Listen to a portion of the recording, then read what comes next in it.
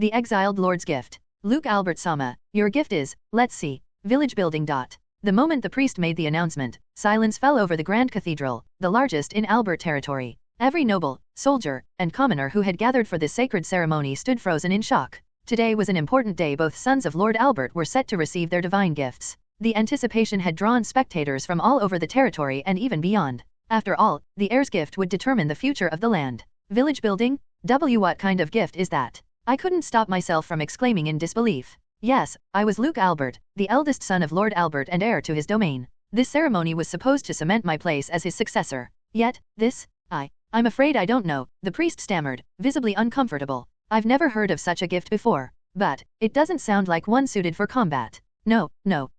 Gifts were rare, bestowed only by the gods upon a chosen few at the age of 12. Among them, combat-related gifts were the most coveted, especially in these turbulent times when the power of the royal family was waning and lords waged war over land and influence. For nobles, a strong gift wasn't just desirable, it was essential. Lords were expected to lead their armies into battle, and their heirs were raised to do the same. My father was the perfect example. Blessed with master swordsmanship, he had built his legend by cleaving through enemy ranks on the battlefield. Once a mere viscount, he expanded his domain through sheer might, elevating our house to power. His gift was the cornerstone of his success. Given the strong influence of lineage on gifts, everyone believed I would inherit his abilities. With my mother also possessing swordsmanship, there was an 80% chance I would be granted master swordsmanship as well. But fate had other plans. I turned to look at my father. Just moments ago, his gaze was filled with pride and expectation. Now, his eyes were devoid of emotion, as if he had lost all interest in me. My mother, standing beside him, stared at the sky, her expression one of stunned disbelief. You're in the way, brother. It's my turn next, move aside.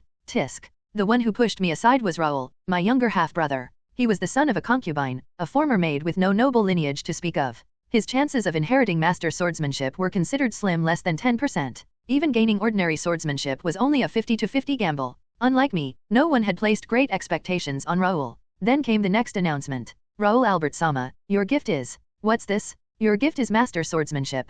Gasps of disbelief echoed through the cathedral, followed by an eruption of cheers. Father, now grinning from ear to ear, rushed forward and embraced Raoul in a tight hug. Raoul's mother wept tears of joy, while my own mother's eyes filled with despair. In an instant, my entire world was turned upside down. My future, my dreams, my place in this family gone. I stood frozen in shock, unable to process what had just happened. ### the exile. I'm going now, father, mother. I whispered the words to myself as I climbed into the carriage. No one was there to see me off. Not my father, not my mother, not even a single servant. Why would they be? I was no longer the heir. I had lost my place. There was nothing to gain from bidding farewell to someone who was being cast away to the wilderness. I had always known that many of those around me had treated me kindly only because I was expected to inherit my father's title. Still, this complete abandonment cut deeper than I had expected. My destination? An uninhabited wasteland to the north of our territory. A land so barren and dangerous that every attempt to cultivate it had ended in failure. A land infested with monsters and plagued by infertile soil. And now, it was my burden to bear. My punishment was clear: succeed where others had failed or disappear into obscurity.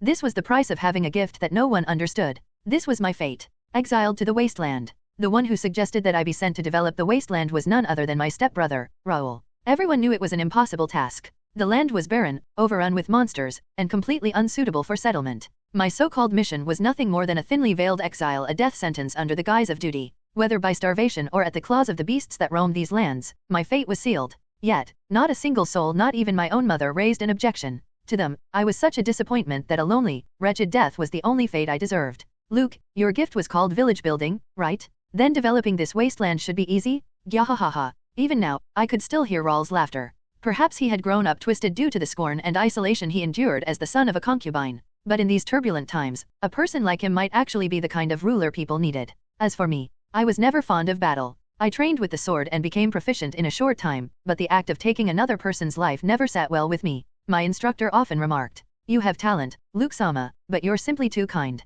Arrival at the wasteland. We've arrived. At the driver's announcement, the carriage came to a halt. It had been a week since I left home, yet only now did the reality of my exile fully sink in. I had been told the wasteland was inhospitable, but seeing it with my own eyes was far worse than I imagined. Stretching endlessly before me was a desolate land, dry, cracked earth with barely any vegetation. The jagged mountains that dotted the horizon were bald and lifeless. The only signs of greenery were the northern forest and the lush mountain range to the east, but they weren't salvation. They were where the monsters lived. They rarely ventured beyond their territory, but rarely wasn't the same as never. As soon as my luggage was unloaded, the carriage left in haste, its driver eager to return to civilization. Only one person had stayed behind with me, a loyal companion. Luke-sama, it's just like we heard, there's truly nothing out here. The voice belonged to Milia, my personal maid. She stood beside me, her long black hair swaying in the wind. Though I never asked, I estimated she was around 20 years old. Tall, elegant, and skilled at her craft, she had been one of the most capable maids in my father's castle. She didn't have to be here. She could have remained in the castle and eventually risen to the position of head maid. You're sure about this? I asked. If you stayed, you could have climbed the ranks easily. What are you talking about, Luke-sama? She said with a small smile. When I became your personal maid, I swore an oath. No matter what happens, I will always serve by your side. That hasn't changed. Milia, to think there was still someone who would stand by me, even after everything. Phew, after all, I love young boys too much. And you, Luke-sama, are my perfect type. Phew. Huh? Did a chill just run down my spine? Nah, must have been my imagination. Yeah, just my imagination. 2 choices. Well then, Luke-sama, Milia continued, her voice turning serious. It might be sudden, but you have 2 choices. 2 choices. Yes. The first is to live off the land. We have about a month's worth of supplies, but after that, we'll need to find a way to survive. Farming is an option, but given how barren this land is, it's unlikely we'll be able to grow enough food in time. Hunting and foraging in the northern forest might be possible, but the risk of encountering monsters is high. Either way, survival will be extremely difficult. I grimaced. Living here really was a death sentence. The other option, she continued, is for us to escape. We can flee to a distant city and start anew. There's no one here to stop us. No one to report us. It would be the easier, safer path. I could tell from her tone that she was leaning toward the second option. And honestly, it made sense. Under normal circumstances, I would have taken it without hesitation. But I had something I wanted to try first. My gift, village building. I had no idea how it worked. No one had explained it to me, and I had never tested it. But somehow, I just knew it could help me. And then, make a village here. The words appeared at the edge of my vision. Hey, everyone. If you enjoy my audiobooks, you can also support me by becoming a Patreon member. Your support helps me keep creating, and you'll get exclusive perks. Check out the link in the description to join. Make a village here. Such words suddenly appeared at the edge of my vision. What was that just now? Luke-sama? That look? No, it can't be that he saw the face I made, right? No, anything but that. If he saw that wretched face I made, had surely come to hate Merm. I didn't know why Milia looked like she was panicking, but even more mysterious than that was the reason why those words appeared. Because it's possible to make a village here. What? The words changed. Is it possible that it read my thoughts? Let's see, just who are you? Your guide to using your gift, rural development.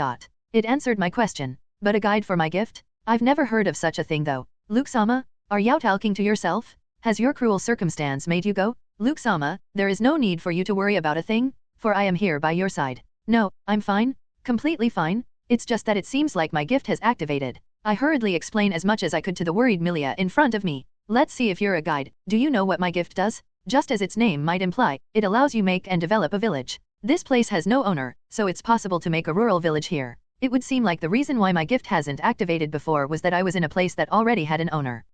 I still don't really get it. Booty, guess I should give it a try. Yes, make a village here. In the next moment, the ground beneath me became perfectly leveled. This was the case within the 100 m radius circular area around me. Beyond that though, everything stayed the same. The village has been made. Would you like to check the status of the village? Status? I wasn't sure what it meant, but I agreed anyways. When I did, words appeared in my vision. Luke's village. Village level, 1. Village points, 50, 10 points are gained per day. Number of villagers, 0. Village skills, none. What are these? The current status of your village. What's this village level? The current level of the village. By gathering a certain number of villagers, the level of the village will rise. What about this village points? These points can be spent to install various facilities in the village. You currently gain 10 points per day. This amount depends on the current number of villagers as well as the village level. By improving those values, the number of points earned per day will increase. Facilities? Would you like to check the facilities that you can install at the moment? I nodded and another set of words appeared in my vision. Shed 20. Flower bed 20. Watchtower 20. Storehouse 20. Earthwork 20. Earthen wall 20. Canal 20. Field 20. Water well 20. Small house 50. What is this? The list of facilities you can build right now. Each facility has its village points cost next to it. More facilities will be available by increasing the village level. It was just explained to me, but I still wasn't sure what it all meant. I mean, spend points to build houses and fields? How does that work? There was no doubt that these facilities were necessary to my mission, but this just sounded too good to be true to me. It is recommended to try it out instead of needlessly overthinking it. That's a little too forceful, don't you think? But fine. If you say I should try it, then I'll try it. Here goes nothing at novel bin at. I scanned the list again. Not all items cost the same. While a hut would only cost 20 points to make, a small house required 50 points. If I were to build a house, it would consume all the points I had at the moment. So, for the sake of this experiment, I decided to make a shed instead. And so, I selected where it would be built and then just prayed that it would work. 20 village points will be consumed to build a shed. In the next moment, a small wooden infrastructure appeared. I and Milia shouted in surprise. It really was built? It was a shed, so it was rather small. I tried to peek inside, but there was nothing at all in there. There was no bed or any furniture, there wasn't even a single window. Even so, now we didn't have to worry about wind or rain so much. If we tried to build this ourselves, it would doubtlessly taken a lot of time and effort. Plus, it might not have turned out to be as good. Luke-sama, is this? Yay, it's somehow due to my gift. My gift, village building, might actually be useful. Please consider supporting me. You can do this either by turning off ad block for this blog or via my Patreon page. Thank you. That's amazing, Luke-sama. You've built a shed in the blink of an eye? While we were in front of the shed that appeared out of nowhere, Milia praised me so. Food, clothing, and shelter, these are said to be essentials to human life. And now, we don't have to worry about one of those. Yeah, well, it's not like I did anything myself. It's my gift. Oh, my and Luke-sama's very own love nest goofufufu. Milia, because I built the shed, I only had 30 village points left. Should I build another shed? Or will a field or water well be better? Since each of those items cost 20 points, I can only build one for today. Wait, you can build things other than a shed? Yup. When she understood my little problem, Milia quickly shouted. Then, why not build a well? But isn't this place too small for 2 people to sleep in? Yeah, I guess I should build another shed. Don't? Yes, this place is small, but it's enough. Rather than improve our dwelling situation, we should prioritize securing a water source. It's said that us humans won't die easily from starvation, but even a few days without water can result in death? Oh okay, then, I guess I'll build a water well. Pressured by Milia's eagerness, I chose to build a well. I still thought we had enough water for about a few days though. That was close, but with this, my knights Luke-sama are secure at Jufufufu. While giving a sidelong glance at Milia, who seemed for some reason relieved about something, I interacted with my gift. 20 village points will be consumed to build a water well. Just like before, it happened in an instant. The next thing I knew, there was a circular well made of joined together stones right where I wanted it to be. Wait, this cover won't come off though. We tried removing the cover of the well but to no avail. It was possible that the cover was actually part of the well itself. As such, I decided to put that aside and investigate another unfamiliar part of the well. What could this be? Whoa, when I pushed the thing that looked a handle, water suddenly poured out through a pipette at novel bin at. In my surprise, I hurriedly returned the handle to its initial position. When I did though, the water stopped. Is this how it's used? It's quite convenient, isn't it? Just drawing water out of a well is such a laborious task. In fact, back in the castle, it's mostly left to manual labor slaves. In the first place, being able to secure a water source was a success already, especially in this wasteland. If we didn't have this well, we would have had to wait for rain and gather as much as we could. And that was assuming that there would be rain. Much like what Milia said, we were in real danger of dying due to thirst. At any rate, I now only had 10 points left. There wasn't anything I could build with just 10 points even if I wanted to, so I was forced to wait at least a day. It looks like I gain 10 points per day, so maybe I should build that other shed tomorrow. What do you think, Milia? No? Let's build a field next. Yes, we absolutely must build a field. It takes time to grow the seeds we brought and even more time to harvest them, so the sooner we start, the better. Oh okay, let's do that then. Pressured by Milia's threatening gaze, I had little choice but to nod. But then, words suddenly appeared in my vision. They hovered right below Milia's face. Make her a villager. I can make her a villager? Yes. If the person themselves consent to it, it's possible to make them a villager. Which reminded me, when I looked earlier, it said that my village had 0 villagers. It might be like that because I couldn't be considered as a villager. Milia. Of course, I'll accept, Luke-sama. Please, let me be a villager. Milia had correctly guessed what I was trying to say and even answered it. Are you sure though? Luke-sama, let me repeat what I said before. No matter what happens, wherever you may go, I'll be by your side. If what you choose to do is stay here and build a village, then I'll do my best to help you make that happen. Milia's resolve was unwavering. Thank you, Milia. Milia is now a villager. Like that, Milia became my very first villager. Alongside that, I made a little promise to myself that I would use this mysterious gift of mine to develop this wasteland and develop a prosperous enough village. Luke's village. Village level, 1. Village points available, 10, 11 points gained per day. Number of villagers, 1. Village gift, none. So, I now officially have 1 villager. Plus, the points I earn each day rose a little. It would seem that because the number of villagers rose, the number of points I gained increased as well. I doubt I'd have more villagers though. Phew, I don't think it being just the 2 of us is so bad. Nothing. But now, I didn't have enough points left to build anything. I would have to wait a day at least. Afterwards, Milia prepared some food. By the time we finished eating, it had become dark. Unlike back in our capital, there was hardly any source of light here. It was mostly just the light of the moon and the stars. Because we could do nothing in the dark, we decided to stay within the shed that my gift built. We made a little hole in the wall so that a little light would shine in, but it was still pitch dark inside. As such, we had to fumble in the dark until we managed to cover ourselves with a blanket and lie down side by side. Still, to think my gift can do all these. I initially thought, why of all gifts was this the one I got? But now that I was beginning to have a clue of what it could do, it might not be so bad. As I mentioned, I had a dislike for fighting. Instead of a world where everyone fought and killed each other for land and resources, I would much rather live in a world where everyone was peacefully coexisted with each other. I had thought so ever since I was a little kid. And this place where I could build a small village would be my chance at such a life. It might not be grand, but at least it would be peaceful. I was so focused on thinking such things that I failed to notice something. The person next to me was making some strange sounds. Huff puff, goofufa, to be able to sniff Luke Sama's scent so closely and for the whole night, is this what heaven is like? I wasn't sure what it was, but something told me that it was better to ignore it. The next morning, I was awoken by the sunlight that poured in through the hole we made. As for Milia, her eyes were closed as she held me tightly.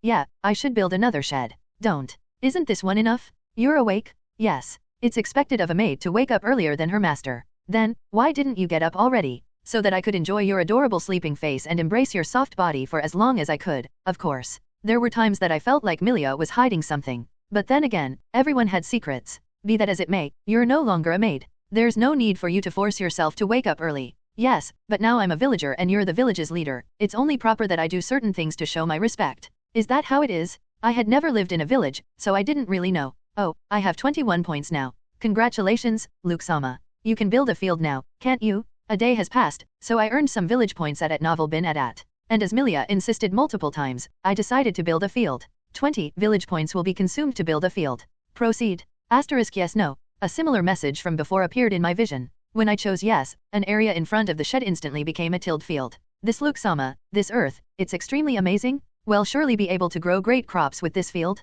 While excitedly exclaiming so, Milia began planting the seeds we brought along. She was formerly a maid, but she was planting with incredible speed and grace. Does she have experience in farming? It'll help too. Luke Sama, such work isn't. Please don't treat me like I'm still the heir of a lord. This is my village, so it's my responsibility. I want to do as much as I can to make it grow. Very well. I appreciate the help then. The field was about 50 meters both in length and width. Milia was expertly teaching me how to plant the seeds, but even so, it should take the two of us quite a bit of time to finish. And this was just the planting. If we were to start all the way from preparing the field, it would have definitely taken us a considerably longer time. Up until recently, eating meals were a matter of course for me, but now, I was beginning to understand just how much hard work the farmers behind the scenes were undertaking. Forgive me, father, but I'm leaving the family. What do you think you're doing, Selin? After hearing my declaration, my father's eyes were wide open in anger. This is unacceptable, father. I can't go through with it. In these times, a lord marrying off their children for political and financial gain was commonplace.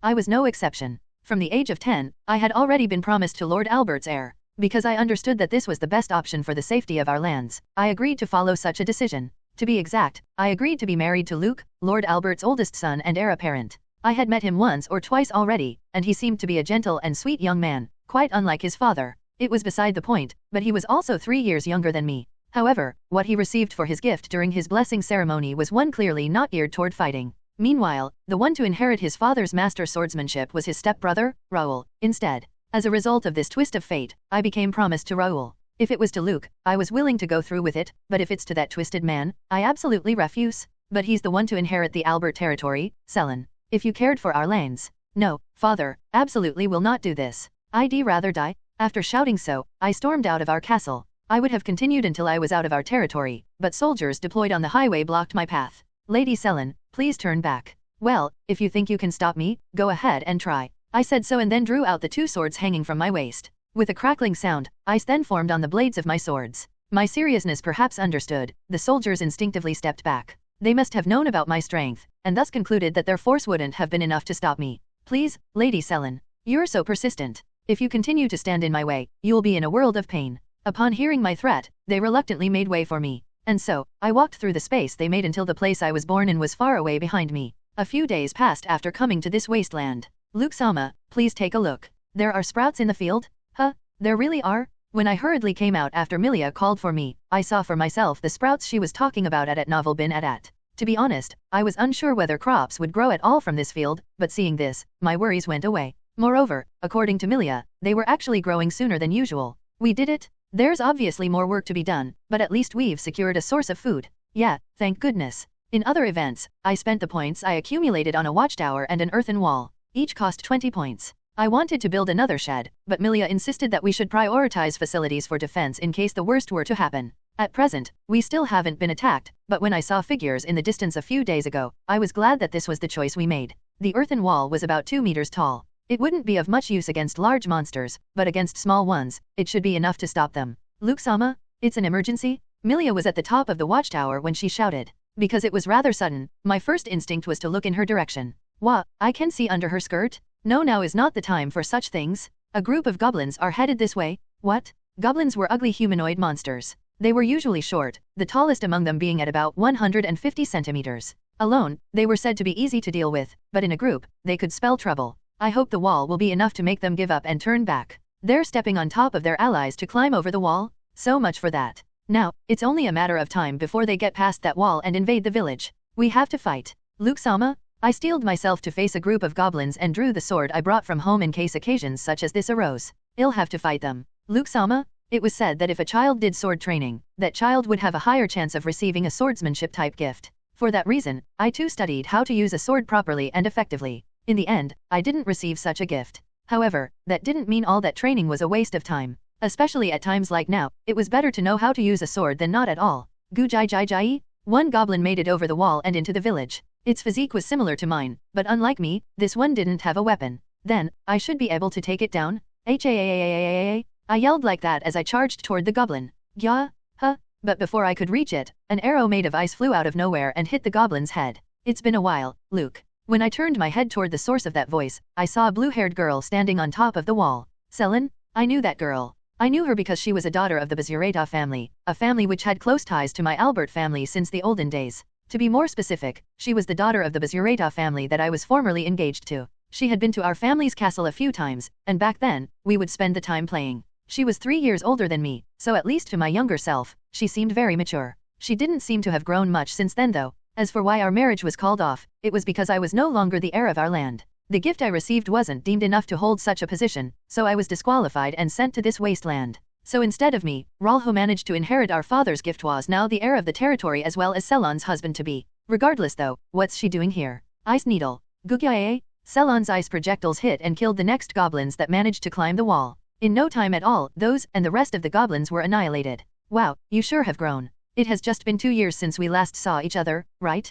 Casually, as though there was no fight moments before, Selin dropped down from the wall and walked toward us. Yeah, I think so too. But more importantly, why are you here? Because I ran away from home. What? After giving a teehee and then cutely sticking her tongue out, Selin said such an outrageous thing. It was so outrageous that I almost fell on my behind. I guess it's more accurate to say I've cut ties with my family? Isn't that worse? Why are you doing this? Plus, aren't you engaged to Raul? What about that? That's been called off. What? Despite my shock, Selin nonchalantly gave me her reason. I'd rather die than be married to that man. But I'd rather cut ties with my house than die. Pretty simple, right? You hate it that much? Thinking about it, it might be the norm to dislike arranged marriages. It might for the sake of our respective territories, but we children of nobles were nevertheless being forced to marry someone we didn't love. As for me, I didn't really feel any opposition toward the arrangement, but then again, it might be because I was being matched with such a charming girl. Oh, I think I get it. All this time, I thought you also didn't mind this kind of marriage, but I should have known it's much tougher for a woman to be forced into a marriage with someone they didn't love.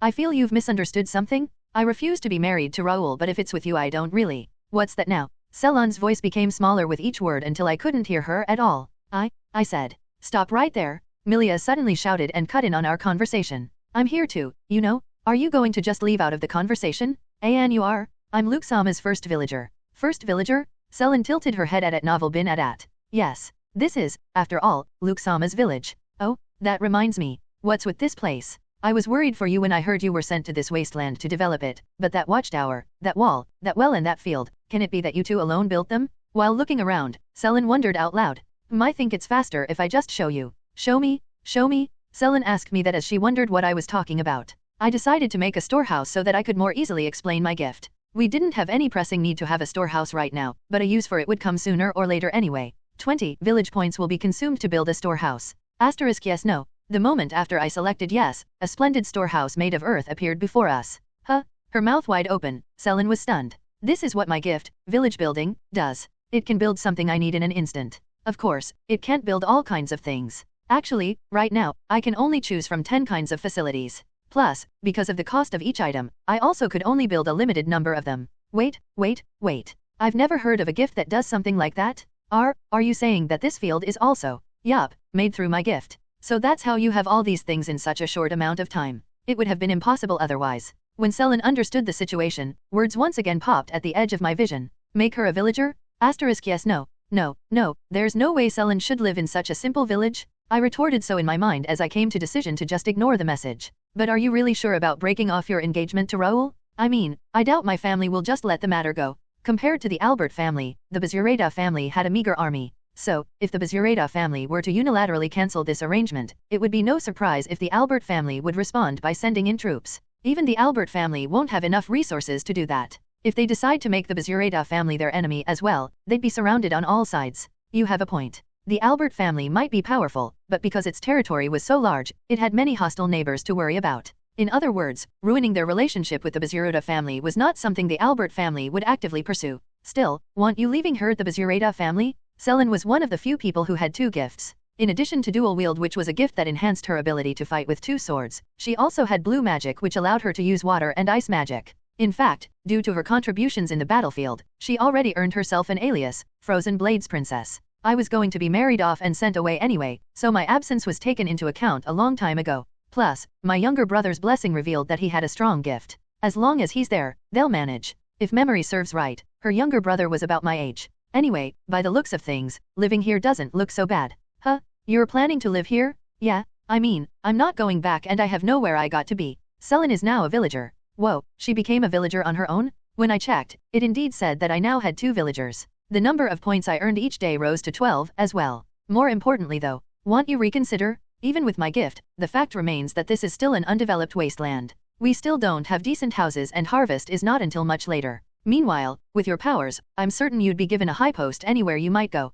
Are you saying you don't want me here, Luke? No, that's not my point at all. For some reason, Selin asked so while giving Milia a sharp look. Weirder still, Milia responded with a sharp look of her own. Why are these 2 glaring at each other like this? Isn't this supposed to be their first meeting? To be frank, this is not at all a suitable environment for a daughter of a noble house such as yourself. We don't even have beds or baths here. These conditions are common in the battlefield, so this is nothing new to me. Besides, what if another monster attack like the one earlier happens again? Wouldn't you agree that my strength will be needed? Or are you saying you have enough power to protect Luke? I felt a dangerous atmosphere as Milia and Selin talked to each other. Hey, why are the 2 at odds? You make a fine point. Very well, do as you please, but please be reminded that your previous social status won't be recognized here. I'm the first villager, you're the second, so I'll be the one with superiority between us. Oh, so you're saying that that's the only thing you have an advantage over me? If I absolutely had to comment anything, I would have said Selin was on the offense here. I mean, why can't we just get along? Not really. I could have compared our breasts, but even I thought that was too harsh.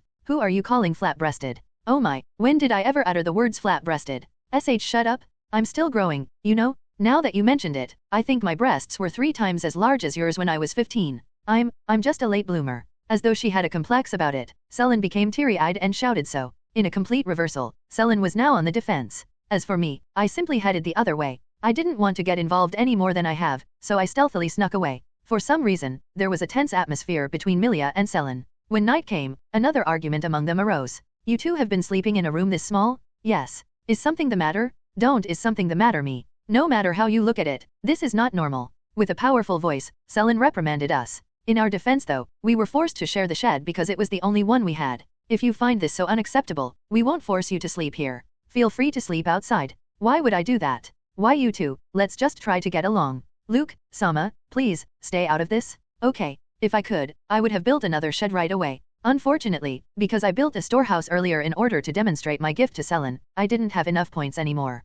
Ah, that's it. I'll just go sleep in the storehouse. Proud of my idea, I quickly tried to put it into action. Absolutely not, Luke Sama. You're the chief of this village, after all. Right. If anyone has to sleep there, it's this girl. Oh my, are you saying you want to be alone here with Luke Sama? What scandalous girl you are. That's not what I said. And don't act like you're innocent yourself. In the end, it was decided that all 3 of us would sleep in this tiny shed. In addition, I was told I had to sleep between the 2 of them. I can't sleep. Luke's village. Village level, 1. Village points, 54. plus 12 village points per day. Number of villagers, 2. Village gifts, none. Alright, I finally have 50 points. I made the village around dusk, so the time I gained additional points was around dusk of each day as well. And so, at the rate of 12 points each day, I finally saved up 50 points. Using this, I could escape that hell tonight. Ever since Selen came to the village, I had to sleep between the two who were always bickering with one another. Obviously, I couldn't sleep much under such circumstances, resulting in a decline not only to my productivity but also health. Now that I had 50 points though, I could finally build the small house I wanted so much. I had no idea how big it was going to be, but at least I was certain that it would be bigger than our current shelter. 50 village points will be consumed to build a small house. Proceed. Asterisk yes no. Yes, yes please. After I confirmed yes, a one-story wooden house appeared before me. Whoa, what, there's even furniture. Amazing? It was about double the size of the shed we were using. However, unlike that empty shed, this house had a bed, a desk, a shelf, and other furnishings. What's this area? This is the kitchen. Kitchen? But then, what's this? A faucet. If you turn the blue one, regular water will come out. But if you turn the red one, the faucet will release hot water instead. Huh? Like this? When I tested it out, it released water as explained. Can this be some kind of magical device? I don't sense any magic power at all though. Selen said so as she tilted her head. We then found something else of note. By pushing the knob and then turning it, fire will be produced. It seems like we can light fires with this. Let's try it. It really does. What's going on? Your gift's really amazing, Luke-sama. We were able to cook outside, but with this thing, cooking meals should become so much easier at novel bin at. Milia said so with a somewhat excited voice. What about this door? Huh? What are these? When we opened the door, we found a small room. A little bit in, we saw something that looked like a chair. And further inside the room, there was something that resembled a large water tank. This is a unit bathroom. A unit bathroom? The toilet and the bath are combined in this single room. So you're saying that this is the chamber pot, and that is the bath? It certainly didn't seem like an ordinary chair, but apparently the chamber pot was just covered by a lid. Without the cover, it looked like a large bowl where a small amount of water pooled at the bottom. The edge seemed like the place to place one's bottom. There was also a small hole in the part where the water pooled. This is a flush toilet. A flush toilet?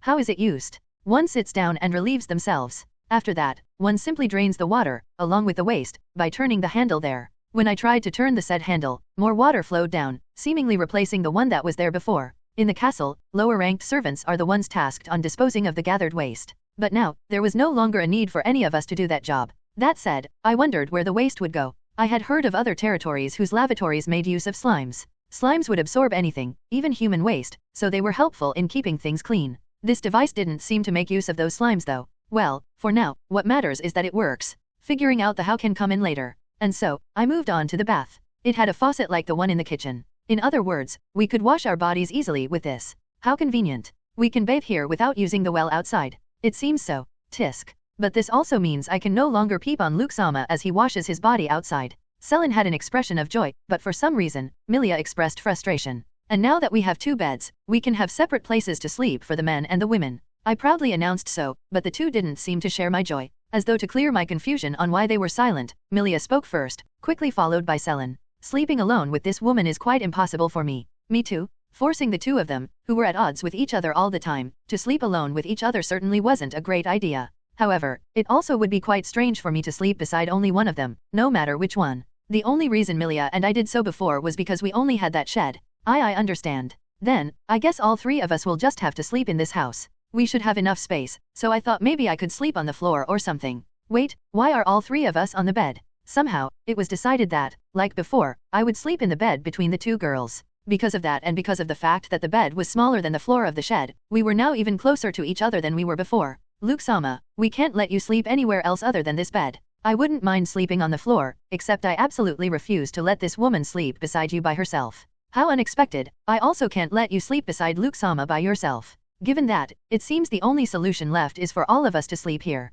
Agreed. I don't understand that logic at all. Almost a month has passed since we arrived at this undeveloped land. Thanks to my village building, we've been living more comfortably than I expected. Even now, the relationship between Milia and Selen hasn't improved, but other than that, things were going well. Back when I still lived in my family's estate, I spent each day studying for the future. As such, this was probably the first time in life where I passed the days in a leisurely manner. It isn't so bad, I thought as I began enjoying my life here in this undeveloped land. As for the crops we planted in the field, they were growing at a good rate. Actually, according to Milia, they were growing so much faster than normal that we might be able to harvest them soon. By the way, we now had 4 fields. There was nothing else that we needed to build at the moment, and letting the points be unused felt a bit of a waste, so we decided to add more fields. It was something we were bound to do at some point anyway. Moreover, there was a chance that some crops wouldn't grow at all out here or during this season, so to be safe, we tried out a bunch of seeds. Thankfully, Milia brought a lot of seeds. However, at this rate, we might be harvesting more than what the three of us could possibly eat before the rest goes bad. Well, we can preserve them by storing them in the storehouse where my magic is in effect. I see. Magic sure is convenient, isn't it? Fufu, aren't you glad I'm here? I mean, let's not forget, it was me that got us those precious meat. Selen proudly said so while looking at Milia. Recently, she went into the forest in the distance and managed to hunt a wild boar. Given her abilities and gifts, hunting alone was no problem at all, provided of course that she didn't enter the deepest parts of such a dangerous place. Since we're making sure we don't forget things, who was it that, unlike some muscle-brained idiot, was able to dismantle the boar as well as cook its meat? Milia calmly replied so. Ganananu. Unfortunately, Selen's cooking abilities were not great. She once tried to challenge Milia's cooking skills, but the food she made smelled so awful, we couldn't eat even a bite of it. Now, let's not fight. While sighing, I stepped in between the two. I myself doubted I could stop them, so my voice lacked conviction. However, at that moment, as though Selen noticed something, she quickly turned toward the west. What's the matter, Selen? You don't hear that? Hear what? I'll check from the watchtower. And so, Selen agilely climbed the tower. I climbed after her. Is it another monster attack? If so, this would be the first attack since the group of goblins that Selen defeated. When I reached the top of the watchtower, Selen pointed at an area beyond the wall that surrounded the village at Novel bin Adat. Look, people, you're right. Looking at us with a mix of wonder and caution was a group of about 50 people. It seemed like they already noticed Selen and me in the watchtower. They were talking among themselves, but they were too far away for me to hear anything at all. I couldn't see any weapons on them, so there should be a low chance of them suddenly invading our village. They don't appear to be dangerous. Majority of them are women and children, unarmed at that clothes they're wearing seem tattered, and they all looked exhausted. If I had to guess, I'd say they're refugees. Like Selen said, about 40 out of the 50 people were women and children. In these times, it wasn't rare at all for people to lose their homes to natural disasters or battles. I heard there was a big battle recently, so they might be from somewhere near there. Oh no, there are some of them that looks like they're gonna fall any moment now. Hey race, no way we can leave them alone. This village aside, no water or food could be easily obtained in this wasteland, especially for a group that large. It probably wouldn't take long before all of them would die of starvation or thirst if nothing was done. And so, I climbed down from the watchtower and hurried to their side. I can't believe it, there's really a village out here. It was only recently established and with only just 3 people. For the meantime, I stand as this village's leader. I am Luke. Village Chief Sama, please excuse the late introduction. I am Belrith. And for the moment, I stand as this group's representative. Berlith-san was a man who seemed to be in his mid-30s. He had signs of being muscular, but perhaps because of malnutrition, he was sticks and bones at the moment. Not just him either. The entire group seemed to be starving at Novel bin Adat. After a brief discussion with Selen and Milia, we agreed that the group was not dangerous and that we should invite them into the village. Once inside, we talked to them some more. We had confirmed that they were indeed refugees. The reason there were so few adult men was that they were forcefully conscripted. And the reason there were almost no elderly among the group was that most of them insisted on staying in their village so as to not burden the group on their journey. Old people were unlikely to be conscripted or be turned into slaves, so the group reluctantly agreed. Belrith-san's father, who was their village's leader, also stayed behind. So, Belrith-san took it upon himself to lead the escaping group in his father's stead. After that, we wandered aimlessly until we reached this wasteland. And right when our water and food supply had run out, we found your place. I see well, we haven't harvested our crops yet, and our own food supply might not be enough for all of you, but don't worry. We'll do whatever we can to prepare food for you all. Oh, and as for water, we have a well here, so feel free to drink from it as much as you want. Oh really? Thank you very much. In addition to looking like they're starving, the group also looked thirsty. To help with that, I showed where the well was. In response, they all rushed toward it. Is one well not enough? I have spare points, so why not build another one? 20 village points will be consumed to build a well. Proceed. Yes no. I selected yes. Everyone, feel free to use this other well. Really? Was there a well there earlier? Either way, I'm grateful. While the people were quenching their thirst, Milia cooked the boar from Selen's hunt yesterday. Our remaining stock of wheat was used up as well. It's not much, but please have some. Oh, maybe it was because they were famished, but the refugees made all that food disappear almost instantly. We are truly grateful for this kindness you showed us. We're not sure how to properly thank you beyond these words. Their hunger sated for now, Belrith-san uttered words of thanks while tears fell from his eyes. As for the others, they put their palms together as though they were trying to worship us. Regardless, their crisis wasn't over just yet. For their group to live here in this wasteland by themselves wouldn't just be hard, it was nigh impossible. Make them villagers. As though reading my mind, some text appeared at the edge of my vision. Belrith-san. Yes, Village Chief Sama? Would you like to live here in this village? Belrith-san was completely surprised by my proposal. To tell you the truth, we can use extra sets of hands. As you can see, we have fields with crops that are on the verge of being ready to be harvested, but harvesting them all should be a lot of hard work for just the 3 of us. Moreover, it will be too much for us to eat. However, we have a lot of children in our group's workforce we can offer might not meet your expectations. Even then, I'd say don't worry about it. Let's just lend a hand whenever the other needs it. Oh thank you very much. In reaction to my words, Belrith-san cried out loud as he profusely thanked me. Right after that though, lines of texts appeared in my vision one after the other. The 51 people represented by Belrith are now villagers. Ta-ta-ta-ta, congratulations! Because you now have more than 10 villagers, your village has become level 2. 200 village points have been acquired. American Samoa level up bonus. You can now build more kinds of facilities. Maximum village area has been increased. The village skill villager appraisal has been acquired. Ta-ta-ta-ta, congratulations! Because you now have more than 30 villagers, your village has become level 3. 300 village points have been acquired. American Samoa level up bonus. You can now build more kinds of facilities. Maximum village area has been increased. Wait, what? The village's level has increased. So, having more villagers does increase the village level. But in the first place, what is this village level? Even now, I still couldn't really fully comprehend what it is. Luke's village. Village level, 3. Village points, 764, 83 points are gained per day. Number of villagers, 53. Village skills, villager appraisal, reposition. Because of that so-called level up bonus, I seemed to have earned 500 village points in one go. Moreover, the amount of village points I gained each day has increased as well. But I thought only 1 point per villager was added to my daily earnings. Is that not the case? At village level 3, the base daily earning becomes 30 points. I see. It's the base points plus the points based on the number of villagers. So, 30 plus 53 equals 83. Truth be told, even though I invited them, I worried how their group will live here. However, between the level up bonus and the increased daily earnings, we should be able to manage. Before I forget, I can build more things now, right? By reaching village level 2, you've become eligible to build new facilities with village points. They are as follows. Landfill, 30. Paddy fields, 30. Public park, 30. Animal barn, 80. Terrace house, 80. By reaching village level 3, you've become eligible to build new facilities with village points. They are as follows. Stone wall, 50. Incinerator, 60. Outdoor kitchen, 60. Jailhouse, 80. Medium-sized house, 100. What's a terrace house? A one-story building. It is the combination of 5 residential units. Each of those residential units is estimated to be able to house a household of 5 people. Great, that's just what we need. Compared to a shed which could house at most 3 people for 20 village points, a terrace house which could house 25 people for 80 points was clearly the more economical choice, points-wise. As to be expected though, we couldn't afford to build a small house for everyone. We should be fine for a while, but increasing the number of our fields still seems wise. Before that though, I should expand the village at Novel Bin at. Apparently, my village level increasing also increased the village's maximum area. At its previous size, 3 terrace houses would have barely fit. It's quite a shame, but I guess I have no choice but to tear down the walls to make space. You don't have to. The skill reposition should come in handy at times like this. Using that skill, it is possible to move a facility that you've already built to a new location. Oh, how convenient. And so, I surrounded the borders of the village with earthen walls. Of course, the walls from before wouldn't be enough to surround the larger area, so I built new ones. Additionally, it is possible to upgrade the earthen walls into stone walls. The cost for doing so is the difference between the two, which is 30 village points.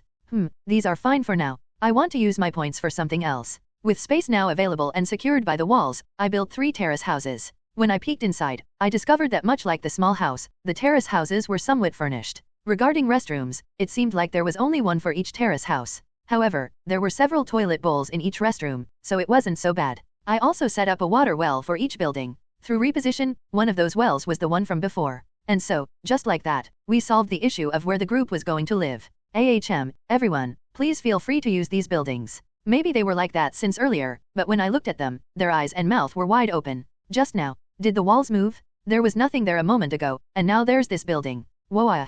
Among them, an older man was so surprised that he fell on his behind. Sorry. Didn't mean to surprise you all.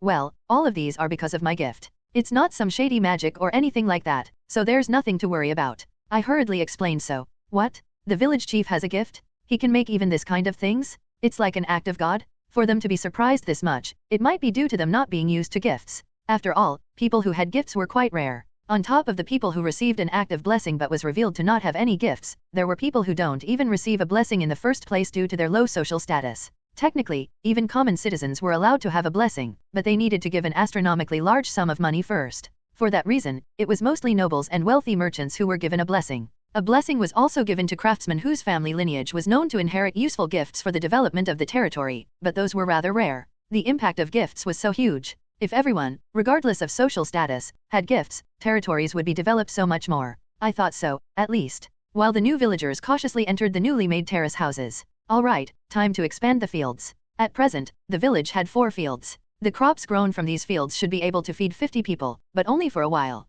So, I decided to build additional fields on the vacant areas of my expanded and reorganized village. Let's see, I think having 10 fields in total will do for now at Novel Bin at. The fields occupied nearly half of my village. Planting seeds in all of them will be a lot of work. Should I ask the new villagers to help? It wasn't just extra sets of hands that I could receive, but advice as well. Their previous village was an agricultural one, so they were probably more knowledgeable than me. After that, right, I think I have another of those village skills. The first skill was called reposition. It allowed me to move any already built facility to anywhere I wanted, as long as it was still within the village, of course. It was quite convenient. So, what does villager appraisal do? It allows you to appraise the villagers. Appraise them? It is recommended to try it for yourself. To activate, try saying appraisal while looking at a villager. At the perfect timing, Belrith-san walked by. Village Chief Sama, these fields? We have more people now, so I thought I should add more fields. I know you're tired, so resting your tired bodies should be your priority, but after that, I'd really like it if you can help in planting the seeds. We'd be happy to help. Not only have you given us food, but shelter as well. If we can repay that favor even a little, it'd be our pleasure to help. Okay, but don't overexert yourselves, okay? While looking at Belrith, who proudly declared so, I uttered appraisal under my breath. Name, Belrith. Age, 36 years old. Village bond level, high. Suitable occupation, coordinator. Gift, none. When I did so, a set of text appeared in vision. The first 2 lines were as straightforward as things could be, but I wasn't sure what village bond level meant. It is one's loyalty and sense of belonging toward the village. So, because Belrith-san says hi, does that mean he thinks favorably of the village already? That is the case, yes. A villager with a low village bond level is more likely to perform criminal acts within the village or even incite insurrection, so please do be careful of them. I see. Thinking about it, the risk of having such a villager becomes higher as the population grows. However, through this skill, I would be able to tell who were likely to cause problems. I wasn't quite comfortable on peeking at others' minds though. If such people become present in the village, please throw them into the jailhouse. Oh yeah, I became able to build a jailhouse when the village reached level 3. I hope building one never becomes necessary though. Anyway, how about suitable occupation? As its name implies, it is the job that is advisable for the villager. In other words, Belrith-san's current position was just right for him. As much as possible, assign villagers to duties that match their inclinations. For example, a villager with a suitable occupation of farm work will likely excel in agriculture, while someone with sentinel might be great as a guard or a peacekeeper. Wait, is it really alright for me to be able to get that much information that easily? I mean, I'm not complaining, but isn't it too strong? Just that alone could rival a powerful gift. The only thing that might hold it back was that it could only be used on my villagers. The next morning, I gathered everyone in the center of the village. It was a space large and open enough to be used as a public square. Good morning, Belrith-san. Were you able to sleep well last night? Yes. Thanks to Village Chief Sama's comfortable beds, we've been able to sleep well for the first time in quite a while. The residential units in a terrace house weren't especially spacious, so I worried if they were able to sleep well, if at all. Apparently though, just having a place to sleep was enough to make their sleep feel heavenly. Or it might be because of the joy of surpassing their hardships. I'm glad to hear that. Well then, let's talk about why I wanted everyone to gather here. For the sake of our future endeavors, I'd like know each of you one by one. I believe learning your name, age, family structure, and so on will help me in assigning which jobs will be best suited for you. Yes, you're right. But then in that case, won't it be faster if simply tell you those kinds of information? Maybe, but I'm going to have to say no. As the village's leader, I want to memorize each and everyone's faces as much as possible. And so, I gathered and recorded information from each of the villagers. Of course, I was also secretly using villager appraisal as I met with them. By the 7th one, I was so surprised that I unconsciously shouted name, Belrith. Age, 32 years old. Village bond level, high. Suitable occupation, soldier. Gift, swordsmanship. There's something in the gift line, but why is it enclosed in parentheses? Name, Belrith. Age, 32 years old. Village bond level, high. Suitable occupation, soldier. Gift, swordsmanship. What does swordsmanship mean? Why is it in parentheses? Because this person hasn't been blessed, his gift can't be used yet. So, does that mean that as long as he gets blessed, had received this particular gift? Yes. The ability that I could have gotten was lying dormant and going to waste like this. At any rate, villager appraisal lets me know even this. I wonder if there's anyone else who is like him. Village chief? It's nothing. Anyway, what is your family structure like, Belrith-san? It would seem that this person was actually the younger brother of Belrith-san. so that's why their names sound alike. Furthermore, he said that because he had a wife and 2 children, he was really grateful that I welcomed them into the village. His wife didn't have a potential gift, but their 2 children both had swordsmanship written on the line about their gifts. The children weren't at the age where they could receive the rite of blessing, but as soon as they turned 12, I hoped they would receive it somehow. After a while, I finished interviewing the newly arrived villagers. I organized some of the data as follows. By age group, 12 were children, 0 to 11 years old, 37 were adults, 12 to 50 years old, and 2 were elderly, 51 plus. By gender, 18 males, 33 females. Total number of households, 14. As for the category of suitable occupations, they were all over the place. From orthodox jobs like farmer and merchants to somewhat suspicious ones like jailer and torturer, as well as entertainers like dancers and singers. It was quite varied. All that being said, why is being a torturer the suitable occupation for an old lady over 60 years old?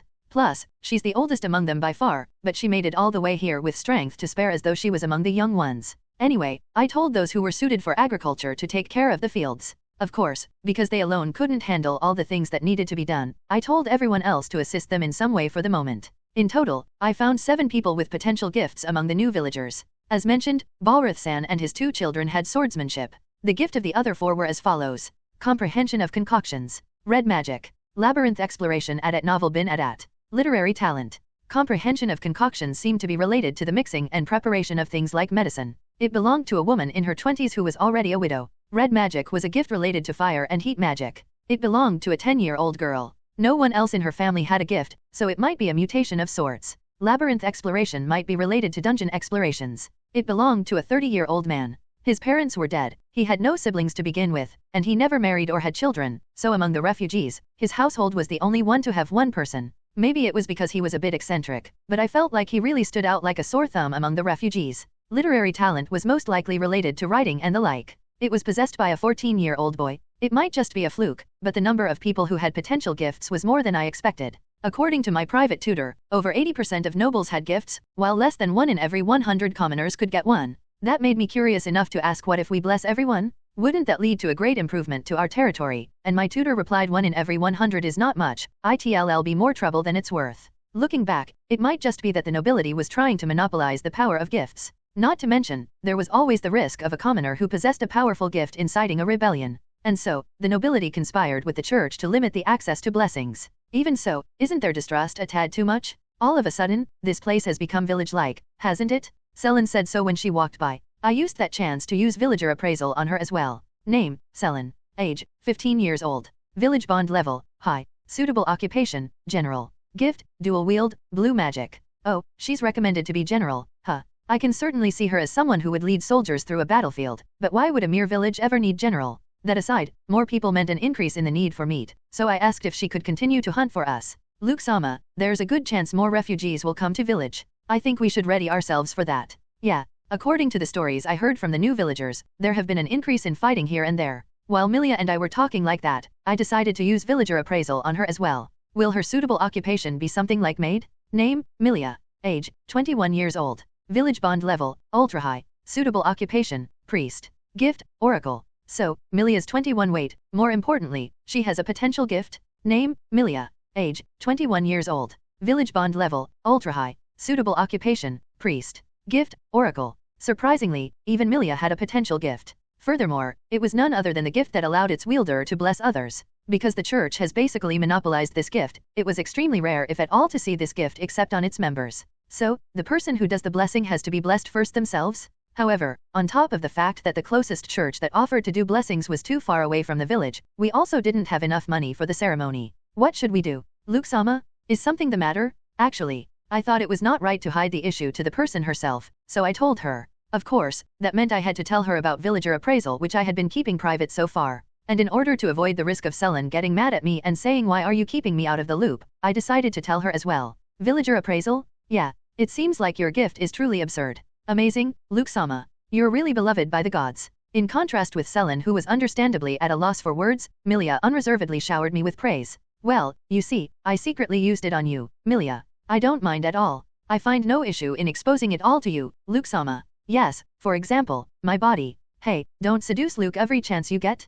Come on, please stop fighting. It felt dangerous to ask Milia to continue what she was saying, so I decided to just ignore it. Instead, I spoke about the main issue at hand. Anyway, the result of using it on you is that I found out that you have a potential gift. If we can have you blessed, you'll be able to use it. It can tell you even that? Selin was shocked once again. I then proceeded to tell them that Milia's potential gift was Oracle. Oracle, I see. If she has that gift, she'll be able to bless anyone in the village who has a potential gift. Yeah, but the problem is that she herself has to be blessed first, it appears. I didn't really expect to have a solution after talking to them, I just wanted to let them know of the situation. Oracle, I wonder how I can get that blessing. With an uncharacteristically meek look on her face, Milia said so. She was probably thinking how much she could contribute to the village if she unlocked that gift. Milia, the first villager, probably was more devoted to the village than I was. After all, she had an ultra-high for her village bond level. Yup, that must be it. 3 days had passed since we welcomed the new villagers. At this time, we were finally ready for our first ever harvest. Whoa, what's all these? They're all crazy large?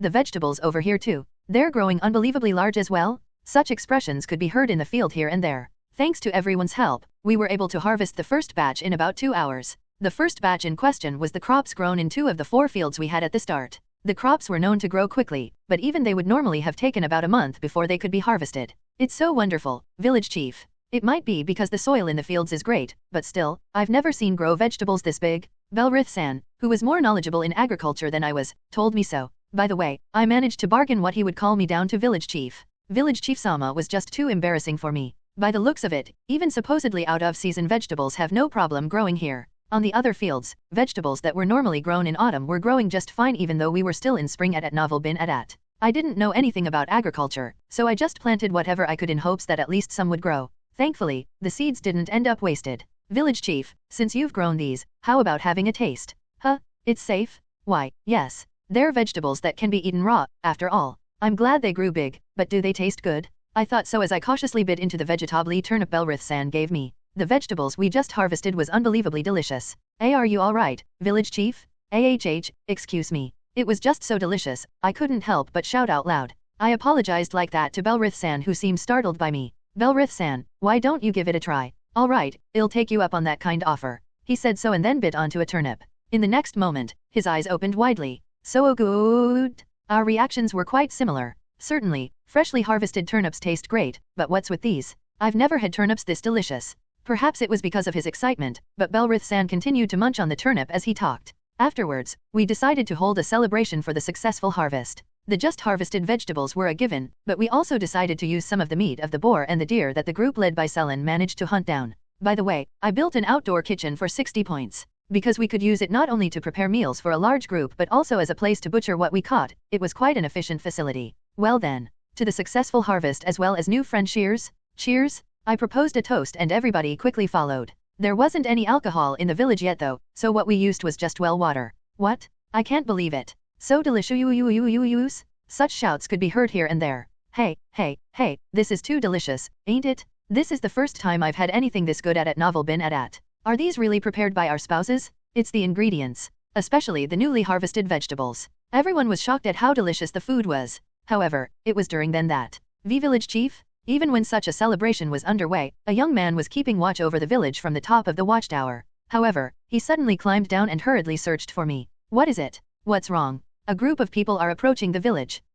The group seemed to be refugees as well. This time, there were about 40 people. Each of them seemed thoroughly exhausted, but when they entered the village and confirmed that the village was real instead of being an illusion they dreamed up, their faces were of shock and awe. And when they smelled the food prepared for the celebration, they couldn't help but gulp down. Hello, nice to meet you. I am Luke, and I stand as this village's chief. A kid like you is the... Oh, sorry, never mind. Nice to meet you as well. I am Donga. When a man who seemed to be in his 30s said his name, Belrith-san shouted for some reason. Donga? Are you that Donga? It's been a while. Oh, you can't be Belrith, can you? Donga-san was stunned. Do you two perhaps know each other? Yes, we do, village chief. Back in the day, Donga here frequently visited our village. Our villages had many interactions such as trade, but for Donga, the main reason for visiting our village was because he was smitten by my younger sister. Alas, that love was not meant to be. Can you not talk about the ancient past? I may not look it, but I have a wife and children now, you know? The two of them seemed to have quite a friendly relationship. By the way, the younger sister in question seemed to be married to a man in another village. Wait, if you're here does that mean your village was also? Yes, that's right. We had to leave behind our village. It was quite a harsh journey, but it came to an end a few days ago when we arrived at this village. Still, to think there would be a village here in this wasteland. Things were simple if Belrith-san's acquaintance was among the new group. They must be starving, so I interjected. I think the details can wait until later. For now, would you guys like to join us? We're having a celebration for our successful harvest. Ware, you sure? Yes, absolutely. Of course, no one objected to the idea. They knew firsthand the hardships the new group must have endured, so they welcomed them with warmth. How are things, Donga-san? Is there anything not to your liking? Hello, village chief. No, we have no complaints at all. How can we win on top of the delicious food? You also provide us with great shelter. Not to mention, we don't need to worry about all the fighting going on. This place is like paradise to us. All of us are truly grateful. A few days had passed since Donga-san's group arrived. They seemed to be pleased with their life here in the village, so I as the village chief was happy as well. Yes, Donga-san and his group were our newest villagers. There were 44 of them, bringing the total number of villagers to 97, just a few short of 100. I needed to prepare things for them first though, such as building new terrace houses. Fortunately, we had an abundance of crops from our harvest, so our food supply shouldn't be an issue for a while. Just to be on the safe side in the future though, I decided to add 4 new fields. Much like with Rebirth-san's group, majority of Donga-san's group were women and children. Even among the children, there were more women than men. I had used villager appraisal on them, and designated each of them a job they could do. That said, there were only a few types of jobs available at the moment, so their current duties were likely not the one most suitable for them. Also, I found out that there were 6 of them who had the potential to have gifts. Much like before, they needed to receive a blessing first before they could use those gifts, so it felt like wasting resources, which in turn made me felt frustrated. Anyway, around the time when Donga-san's group were beginning to grow accustomed to their life in the village. Village chief? There's a group approaching the village. They look like refugees as well? Another group had come. This time, there were 70 of them. What will you do? I know you want to accept them, but that would put us over our current capacity.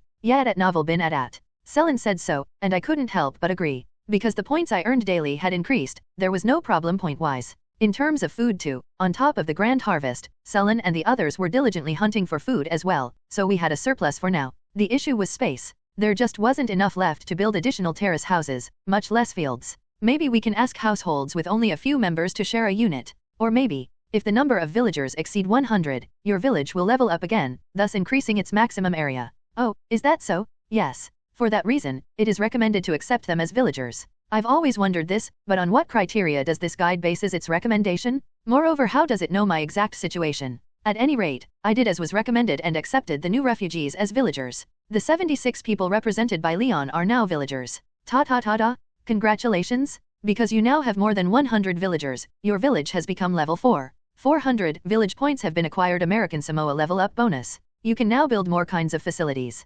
Maximum village area has been increased. The village skill intruder detection has been acquired. Just like the guide said, my village leveled up and expanded its maximum area. I was somehow able to sense how big my village was now. However, it would seem that the village was now double of its size when it was level 3. Does that mean that my village doubles in size each level up? Huh? Then it's possible for it to expand to an absurd degree, right?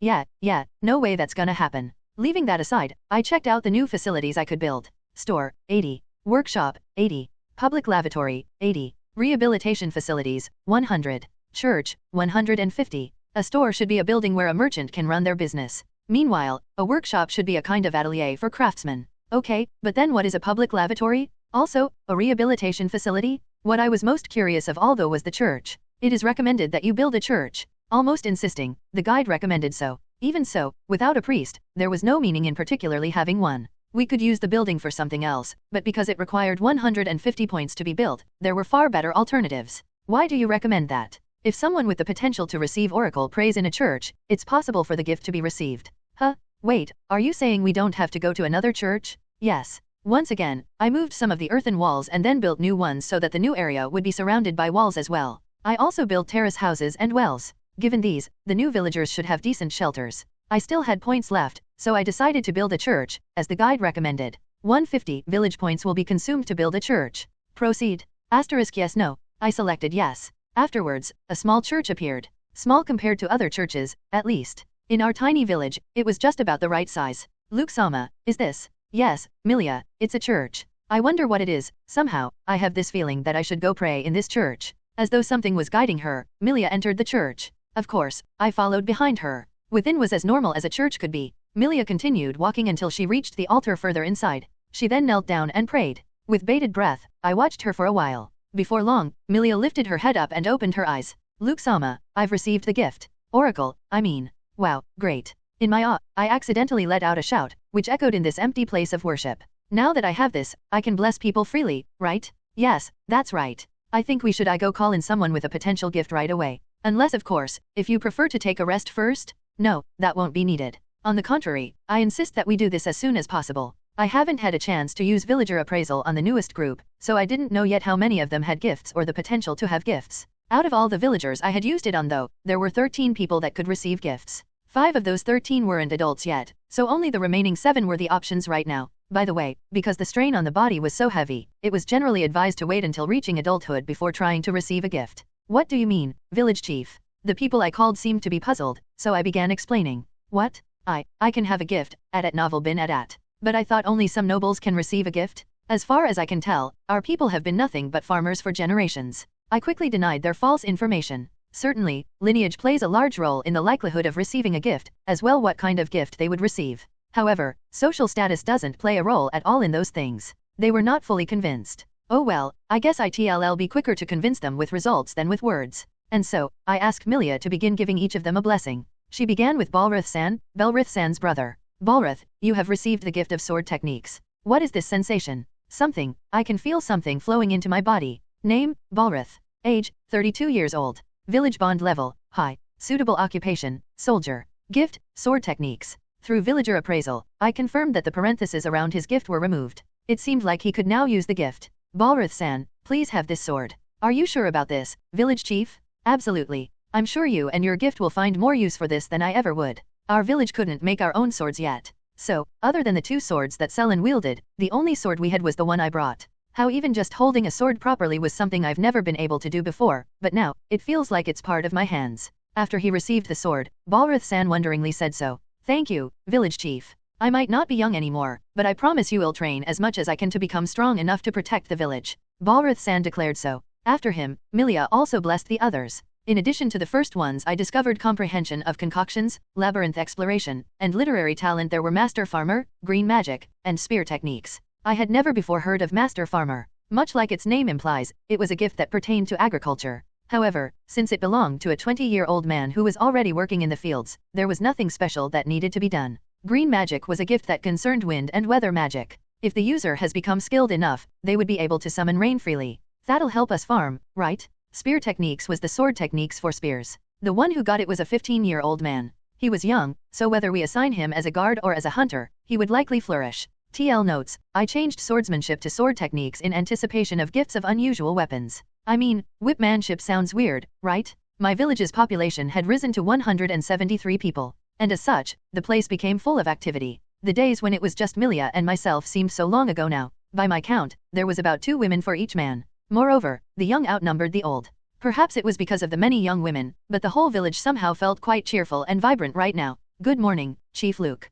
Fufu, today's quite lovely as well, isn't it? My, Chief Luke, your skin's always so soft. I'm so jealous. I have no doubt that Chief Luke's the cutest village chief in the world. I especially felt so whenever these ladies teased me. Look, I'm aware that I'm not an authoritative-looking village chief, but, by the way, most women over the age of 20 were married already. That said, many of the husbands were forcefully conscripted. To make matters worse, a lot of the women had children to take care of by themselves. They might be cheerful, but they surely had worries of their own. So, if they could have a bit of fun by teasing me, I was willing to put up with that. Well, even without that reason, I might still not complain because I'm that bad at talking to older women. I mean, I still sleep between Selin and Milia, for crying out loud. But to have those 2 pretty ladies as his wives, the chief's quite enviable. Yeah, you said it. Him being that young only makes him more amazing. He looks so cute and innocent, but he must be quite potent down there, wouldn't you agree? Ha ha ha. Before I knew it, the villagers had assumed that Selin and Milia were my wives. I couldn't blame them for thinking so because the 3 of us did live under one roof, but still. And for some reason, both Selin and Milia didn't deny such rumors even after hearing them themselves. Thanks to that, even if I say no, I am not married to either of them, I would only be met with replies such as oh, your face is so red, how cute, or youth. They wouldn't listen to me at all. Ha, phew, clang clang asterisk. At the open space in the center of the village otherwise known as our public square the shouting voice of 2 men as well as the clashing of metal resounded. The 2 men were doing some sword training. One of the 2 men was Balrith-san. The other was Perun-san. Perun-san, age 26, was among the 76 latest additions to our village. Moreover, he was also blessed with sword techniques. Neither of them had any sword training before, but their movements were so good now, I could barely follow. As to be expected, the impact of a gift was huge. Now more than ever, I understood the reason why people say that those without gifts could never best those that had one. Also, now more than ever, I wish I inherited father's sword master techniques. Ha ha ha, he. Eventually, the two stopped trading blows. For a while, they just stood there staring at each other, their breath ragged. And then, suddenly, and at the same time, they undid their stance and sheathed their swords. At that moment, the villagers watching them train clapped their hands. Wow, so that's the power of gifts, unbelievable at novel bin at. Daddy, you're so cool. Our papa's just as cool. Among those watching were their children. Balrath San's 2 sons were there, as well as Perun San's daughter. Actually, all 3 children had the potential to have sword techniques as well. However, as they were still too young, they couldn't be blessed just yet. I look forward to that day though. You two sure have improved a lot, alright. I expect you two to give your best as well in our hunt later. Yes, master. The one who condescendingly said so to the two was Selen. In addition to having dual wield, she had received sword training from a very young age. For that reason, training the two fell on her. I had used my villager appraisal on the 76 newest villagers. Among them, 12 had the potential to have gifts. However, since 2 of those 12 were children, only 10 could be blessed right now. These gifts included sword techniques, Herculean strength which increased the user's physical strength, beast's sense of smell which heightened one's olfactory senses to rival even those of beasts, danger perception which alerted the user to incoming danger, and poison resistance which decreases the effects of poison on the user. Of particular note was shield master techniques. It was the superior version of shield techniques. Much like sword master techniques, this gift was exceedingly rare. Because the gift concerned shields, it didn't offer much in terms of attacks, but in return, it boosted the user's defense and even allowed them to take on the damage that should be for their allies. The one blessed with shield master techniques was a 13-year-old boy named Noel. He was only a year older than me, but his physique was already as large as Balrath San's. One could say that his body was perfect for his gift. He wasn't particularly skilled at talking, but he was a kind and gentle soul. And apparently, he felt like he owed me a debt of gratitude. Village chief, I using this gift, I'll protect you. Thank you, Noel. I replied so to him. At the moment, he had only a wooden shield, but I hope we could give him something proper soon. I have gathered you all here to share an important oracle. Upon hearing such a solemn announcement in the church, the gathered villagers began to whisper among themselves. These villagers were the ones who had received gifts. For that reason, they had strong feelings of reverence and gratitude toward the girl in front of the altar toward Milia. What I am to tell you is about our village's chief, Luke Sama. About the village chief? What kind of oracle can it be? Seriousness on their faces, the villagers listened intently to Milia. Satisfied with their response, Milia continued. Luke Sama is someone sent by the gods to save us from the wars of this world? Due to the scale of her announcement, the villagers were at a loss for words. Before any of them could recover, Milia continued talking. Yes, Luke Sama is our savior. As you all no doubt have seen for yourselves, he has been blessed by the gods with a truly powerful gift. Yet, Luke Sama has still not reached his full potential. Milia had heard from Luke that his village building could make more kinds of facilities as well as grant him more village skills if the thing called village level increased. At that, the villagers looked at each other at novel bin at. Sure, I thought that the village chief was no ordinary person, but no, we're talking about the village chief here. It's totally possible. It seems we've come to a truly unbelievable place. They were surprised, but all of them believed Milia's words. How could they not when the person telling them such things was a priest that possessed the gift oracle? Sorry, everyone, what I've told you isn't an oracle at all. Even so, I absolutely believe that that is the truth. That Luke Sama is an envoy of the gods who are worried about the world we live in. Everyone, let's all give thanks to Luke Sama by doing our best to develop the village. Yes, like that, and unbeknownst to the person himself, a new faith was born in Luke's village. Just now, I felt a chill down my spine. Am I catching a cold? Then, I guess I better rest earlier today. While thinking that, I suddenly heard shouts of yes from the church. Oh yeah, Milia did say she was gathering those who received gifts so that they could do some worshipping together. Surely, they must be giving thanks again for the gifts they received, right? Still, Milia didn't seem to be the type before, but just by receiving the gift oracle, they sure are acting weird. I said so as I racked my brain for a reason why the villagers were behaving so lately. By acting weird, I was referring to their obviously abnormal levels of eagerness. Sure, they had been doing whatever they could for the village even before, but this was too much. And I wasn't just imagining it. I confirmed it by looking at them with villager appraisal. Before, majority of them had a village bond level of average or high, but now, more and more were having an ultra-high village bond level. What could have brought this on? At novel bin at. Try as I might, the best I could come up with was that they were just grateful for receiving a gift. That couldn't be it though, at least not entirely, because even the villagers who couldn't receive a gift were acting weirdly. Wait, hasn't Milia been holding worship gatherings lately? They're supposed to be sermons to a group of villagers at time, but I wonder plus, the very first group to attend was composed only of those who received gifts. More and more people are participating now, yet she still hasn't invited me to join them. You mean Milia's worship gatherings? I haven't been invited either. Oh, you too, Selen? I wonder what it's like. Well, it was in a church and it was with Milia, so there shouldn't be anything I had to worry about. Leaving it alone for the meantime didn't seem to be a bad idea. I wasn't sure if it was the cause of this situation, but if it turns out that it was, well, not like raising the villagers' enthusiasm was a bad thing. That aside, the improvement of the hunting team is quite remarkable. Maybe it's because they are really motivated, but they've become really strong. They might even be able to hunt down orcs soon. To the north, there was a forest full of monsters. A bit deeper into it, orcs could be found. Orcs were pig-like monsters whose meat were quite delicious. Moreover, because orc meat was rather rare, they would normally fetch a high price if sold. By the way, the hunting team led by Selen was composed of 10 other people. Most of them had gifts. To name a few of the team, there was Balrath-san and Perrin-san who had sword techniques, Rando-kun who possessed spear techniques, and Noel-kun who had shield master techniques. In addition to the combat personnel, the ones with Herculean strength, beast sense of smell, danger perception were part of the team as well. The one with Herculean strength was primarily there to carry the prey they managed to hunt back to the village. Chief, there seems to be another group of refugees coming to the village. After being informed so, I immediately came to greet the said refugees. This time, it was a small group composed of only 10 people. However, unlike the ones before, they were awfully terrified of something. Welcome. I'm Luke, the chief of this village. Most of the people living here are also refugees, so please just relax. At first, I thought they were just wary because they found a village in a place such as this, but it now seems something else entirely. Did something happen? Well, actually, their voice trembling, they recounted what happened. Apparently, there was originally almost 100 of them. However, that quickly changed when a group of bandits attacked them. A few of us got killed after resisting, but most of us were captured and brought somewhere where the ones somehow lucky enough to be able to escape and reach this place. Oh my, being driven away from their homes was bad enough, but on top of that, they got attacked by bandits. After all that, of course they'd be nervous wrecks. Bandits who attack refugees sadly aren't rare. Aside from stealing from the refugees, the bandits also sell anyone they capture as slaves. Like Milia said, it was more of a stroke of good luck that our villagers up until now managed to reach the village without encountering bandits. If they had done perhaps even a single thing differently, they could have been attacked as well. As though the villagers were aware of that, they all had solemn expressions on their faces. How horrible. Indeed. But I guess this problem is a lot more personal for us now, right? All of the villagers were refugees, after all. How I wish that's what I meant, but no.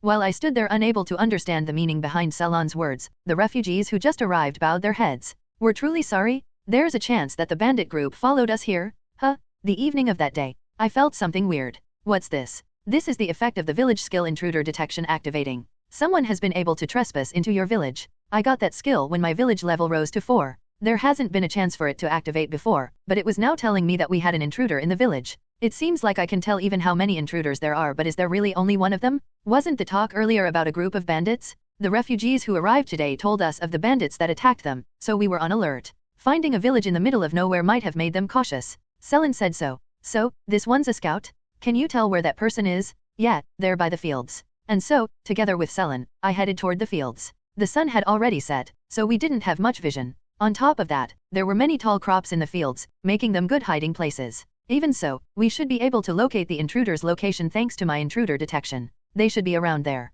Understood. This'll destroy some crops, so sorry in advance. Selen said so and began casting her magic. Freezing? Right after, the area I pointed to became frozen in an instant. What's going? My body. So that's our intruder, huh? After walking around a bit, we found a man who was unable to move his body. These bastards sure are lucky. I unintentionally said out loud. Capturing refugees and selling them as slaves, that was how our group was making money nowadays. There was a large battle recently, so refugees from the villages near the battlefield could be found here and there, wandering aimlessly at novel bin at. So, thinking we'd make a killing, we captured these refugees without even stopping for a rest. However, just when I was about to sell them off to a slave trader, I made a blunder that allowed a few of them to escape. There was plenty more to catch, so I thought it was no big deal. Unfortunately, the boss found out and reprimanded me for it. Worse, he told me to not come back until I've captured the ones who escaped. And so, I reluctantly chased after the escaped refugees until I arrived at this wasteland. But how am I supposed to bring back 10 people all by myself? Ah well, I guess I should just kill the guys as well as the uglies.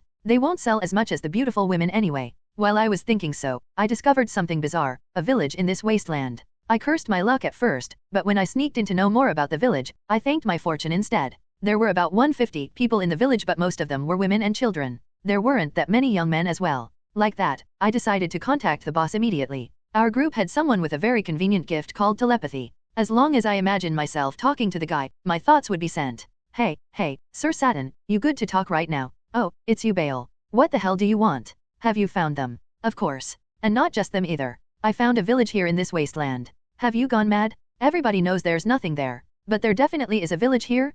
Plus, after a bit of investigating, I found that most of them are women. My guess is that this heir is a village made by refugees. If so, then conquering it should be easy, right? You're not just pulling my leg here, are you? Of course not. I'm telling the truth. Okay, alright. I'll go tell the boss. If it turns out that you are indeed telling the truth, then good job, this is quite a feat. Thank you. As soon as the communications ended, I clenched my fist. Kukuku, my blunder should be forgiven now. No, not just that, this should be more than enough for me to earn a promotion? At that moment though, to investigate the village, I hid myself hiding between the tall crops in their field. Suddenly though, I was attacked by an intense chill, and before I knew it, my whole body froze in place. While I was unable to move like that, two people appeared before me, a girl with blue hair and a 10-year-old brat. When I came to, I found myself within a jail cell. Huh? What happened? Wasn't I chasing down the refugees that escaped us?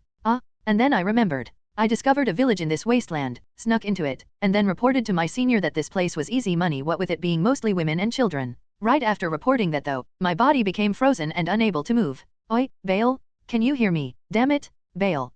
Sir. Tisk, if you can hear me, answer sooner.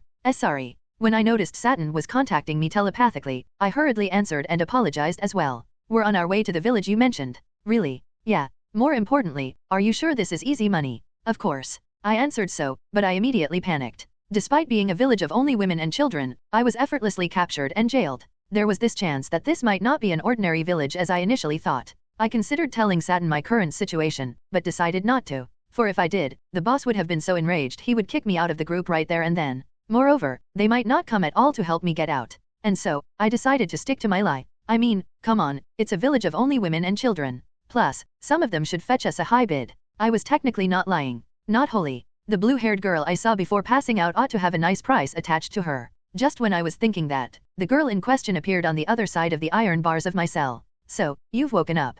Selin said so to the man she captured. He looked like he was in the latter half of his 20s. He was slim and seemed lithe, making him really look like a bandit. Hidden on his person was a knife. Of course, we had confiscated this. For the moment, he was being detained in the jailhouse I built. As an added precaution, we also shackled him to the wall. So, who are you, Adat Novel bin Adat? You're a bandit, aren't you? To Selon's questions, the man only answered with silence. Why are you alone? Where are your associates? How many people are in your group? His allies could possibly be on their way to our village. We wanted to get as much information as we could from him so that we could prepare accordingly, but as things were. Why don't you leave things to me now? Gee Granny? With an enigmatic laugh, the oldest person in the village walked in. Yes, it was the old lady whose suitable occupation was to be a torturer. Oi, you, be sure to answer my questions, alright? Can you hear me? I'm asking if you can hear me, you fucking brat? All of a sudden, the old lady shouted really loud. At the same time, a kick from her made contact with the man's nether region. As much as the shackles allowed, the man fell down in utter pain. Hurts, doesn't it? But we've only just begun. I don't mind tenderly crushing your balls some more. Hi. Granny said so and then laughed maniacally. Granny, you're so scary. Enough, I'm so sorry, so please, enough. Then hurry up and spill. My patience is about to run out. Granny yelled so while tightening her grip on the man's balls. Alright, I'll talk.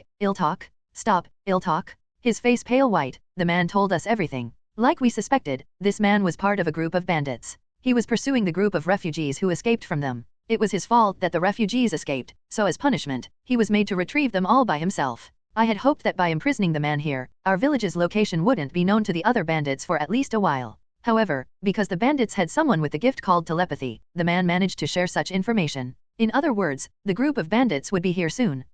Telepathy? Huh. Even though they're bandits, they have such an impressive gift. After saying so, Granny snorted and then spat on the ground. We didn't know how many exactly, but according to the man, their group easily had more than 60 members. 60 violent people adept at pillaging. Right now, we had no other choice than to confront such people. I am Satin. I was born into an aristocratic family, but through twists and turns, I was now a member of a bandit group. When I turned 12, I received the gift called telepathy. It was a convenient gift that allowed me to communicate with another person without speaking a single word. An extension of its ability was that it allowed me to hear the thoughts of a nearby person even without their consent. My family wasn't fond of it, so when I turned 20, I was driven out. For years, I moved from place to place. And about 10 years ago, I became a member of the bandit group led by Doriel. Time passed and I was now the boss right-hand man. The other members even adored me as their older brother Adat Novel bin Adat. All in all, I liked being in this group. The boss was scary when angry, but on the other hand, he didn't mind my gift and even treasured it. As for the boss himself, he possessed a combat gift.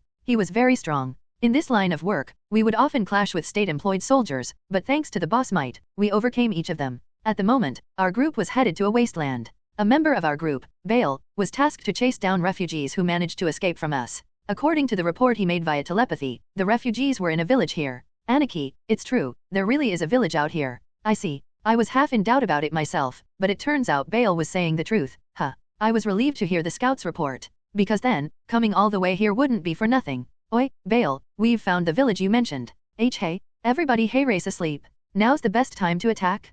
I've already unlocked the gate for you, entering will be even easier. HMP, how thoughtful of you. After confirming with Bale who seemed to be within the village, I relayed the information to the boss.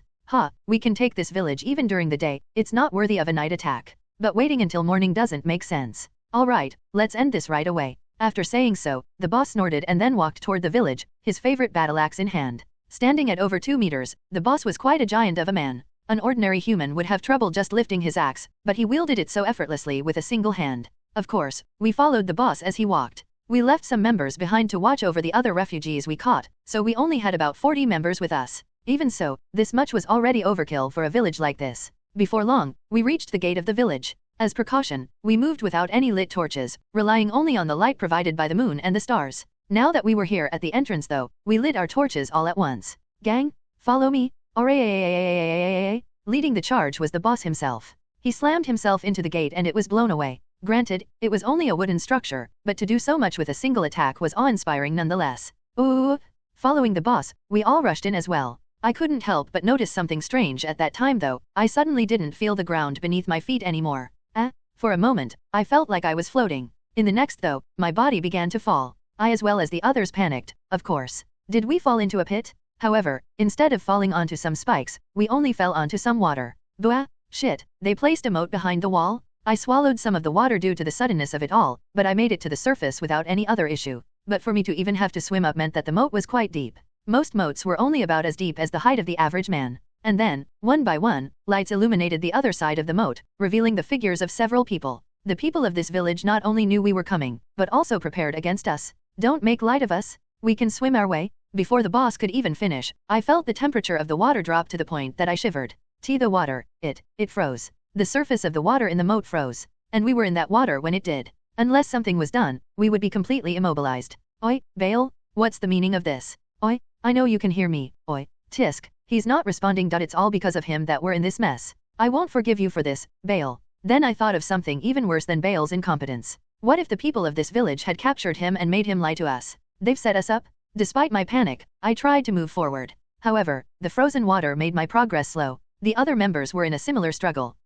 You think this is enough to stop me? I'll show you. While everyone else was helpless against the frozen water, the boss alone made great progress on going forward. Before long, the boss reached the other side of the frozen moat. Lass, you're the one who used magic to freeze the water, weren't you? The one the boss scowled at was the blue-haired girl who was the closest among the villagers to the water at Novel bin at. The boss swung his axe at the girl. I couldn't believe what happened next. The girl not only managed to avoid the boss' powerful attack, she was also able to snuck in a couple of slashes with the swords in her hand while moving to his side. The boss had a gift called axe techniques. It was impossible for someone to be able to avoid his attack and then attack him in return unless they had a similar gift, of course.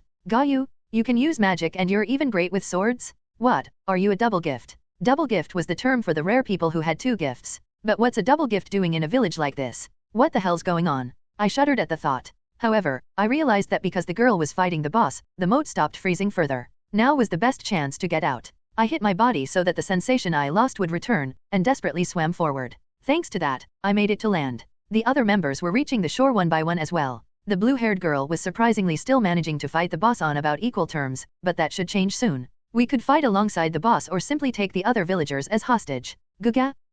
We who made it to land were suddenly sent back to the water by the other villagers who had weapons in their hands. Tisk, don't you dare underestimate us.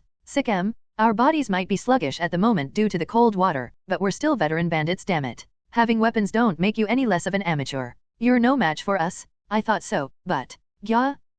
What the hell? These guys are too strong. We got beat one by one. How can this be? Their movements, they're of amateurs, aren't they? So how? What shocked me more though was boss fight with the blue-haired girl. Guthy's lass. The boss was bleeding all over his body. Has all that bleeding made him slow? No, it's something else. My boat has gotten heavier? Is this your magic's doing? Correct. Each time I slashed you, I lowered your boat's temperature a little. Your muscles made it hard for my blades to slash deep enough, but the cold cuts deep all the same, wouldn't you agree? I think I've heard about you, the Frozen Blades princess of the Bazurada family. That's you, right? But then, what the hell are you doing all the way out here? I have my reasons. Tisk. Well, you've pushed me like no one else has and I admit defeat. After his declaration of defeat, the boss' large body fell forward. The boss has been defeated? Why, you're kidding me, right? After seeing that, there was just no way our group could muster up any will to fight further. And so, we surrendered. Great. It looks we're ready. Yes. Amazing, Luke-sama. While standing on top of a watchtower, I breathed a sigh of relief. It looked like we had a real chance of overcoming the greatest crisis this village ever faced since its founding.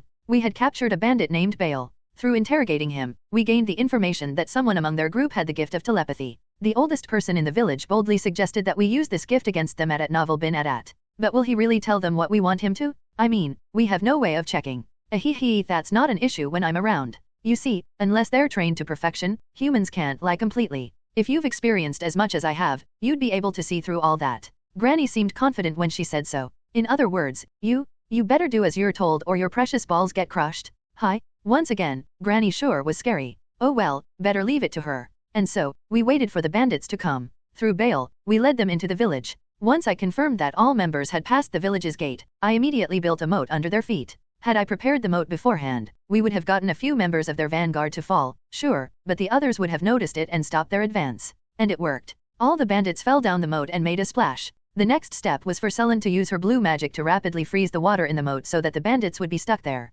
However, this step didn't go as well as we hoped. A man at least 2 heads taller than Balruth-san managed to break free from the congealing water. Thanks to the information I heard beforehand, I immediately knew that this was the so-called boss of the bandits. The boss correctly identified Selen to be the one who was freezing the water, and rushed toward her. To confront the incoming threat, Selen stopped using her magic on the water. And because the water in the moat hasn't completely frozen yet, the other bandits made it to land after some serious effort. Yet, this much was still within our expectations. To turn the tables back on the bandits, Balruth-san and the other villagers with combat-oriented gifts were on standby on the shore. The bandits' movements were probably slowed by the cold water, but in the end, what mattered was that the villagers managed to send the bandits back to the water. And when Selen finally defeated their boss, the bandits lost all will to fight. Like that, we protected our village from the bandits. The bandits were now in our jailhouses. There were too many of them to fit into only one jailhouse, so I built another 3. Luke, we've returned with the people captured by the bandits. I'm so glad we got to them before they're sold. The dawn right after the fight, Selen led a group to look for the people who were captured by the bandits.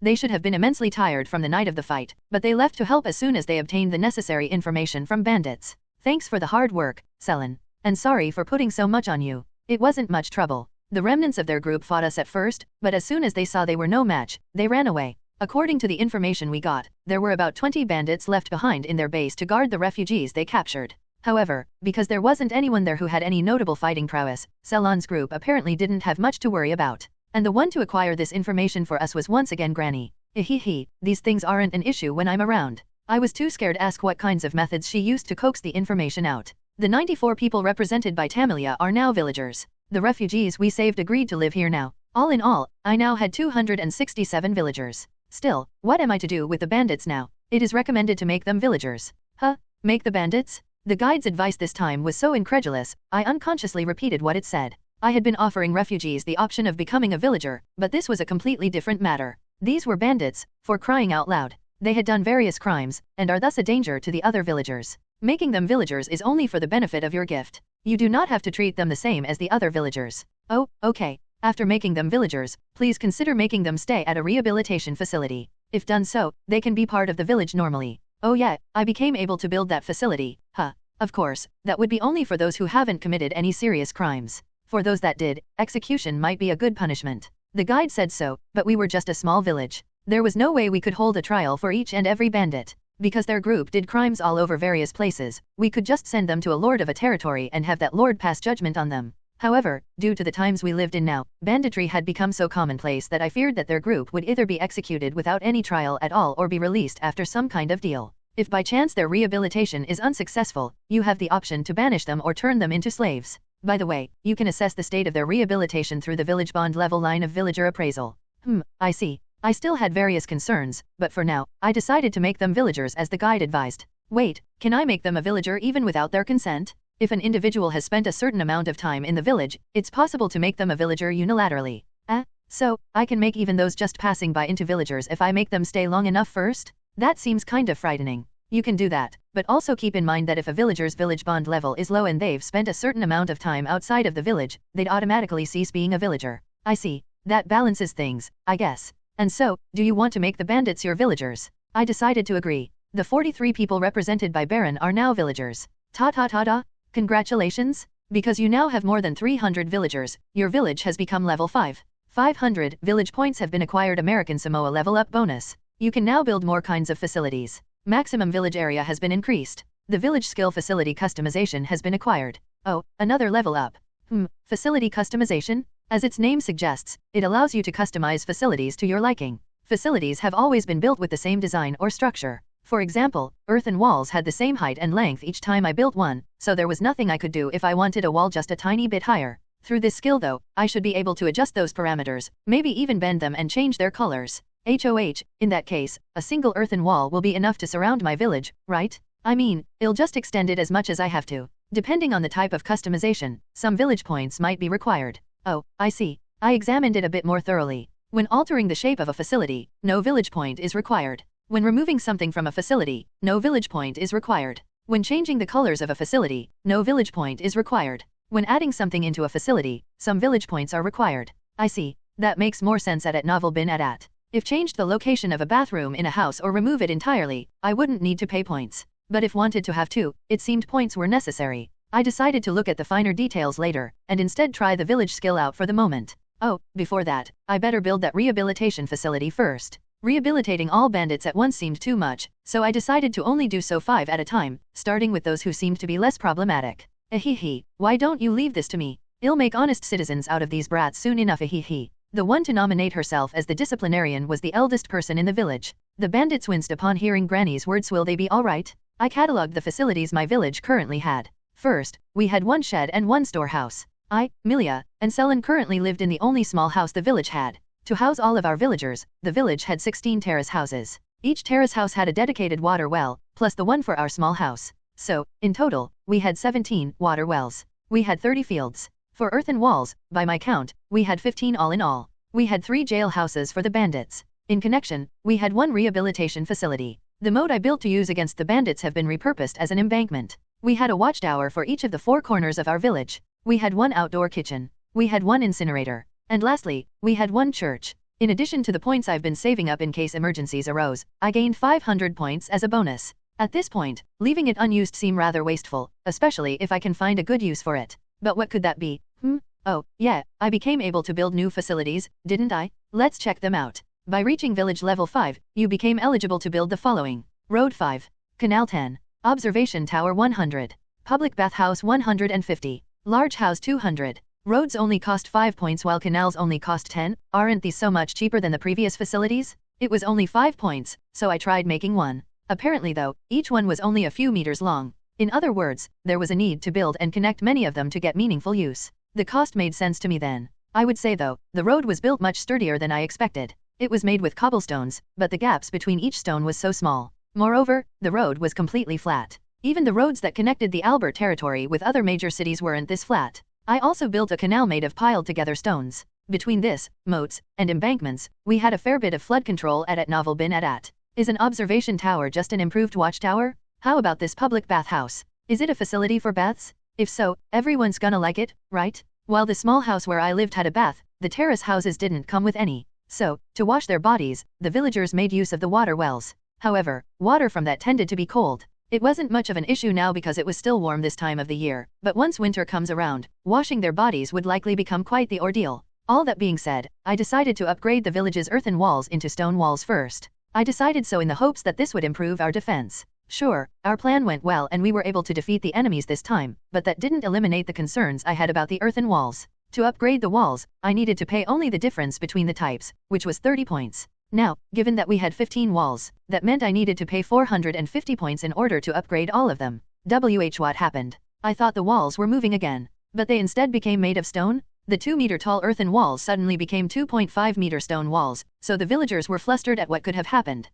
Sorry, everyone. I did that. Oh, it's the chief, huh? Of course, it's the chief. Who else would have been able to do a feat like that in an instant? Wait, aren't you all accepting this a little too easily? The villagers readily accepted that it was my doing. Not even a sliver of doubt crossed their minds. After regaining my calm, I proceeded to upgrade our small house. The villagers lived in much narrower residences than I did, so I didn't mind letting it be, but it was the villagers themselves who insisted that I go live somewhere bigger. I was able to build a large house now, but I chose to build a medium-sized one for now. Like when I upgraded the walls, I only had to pay the difference between the two versions, which was 50 points. Whoa, it has 2 stories now. I stepped inside. The first floor had 1 room in addition to the living room and the kitchen. Meanwhile, the second floor had 2 rooms. Compared to the small house, this was quite spacious. But there's still only 1 bed. The medium-sized house was quite furnished, but it only had 1 bed. It was placed on the second floor. It was a double bed though, so it could be said to be an improvement. And then, I had an aha moment. What if I use facility customization? Will I then be able to increase the number of beds?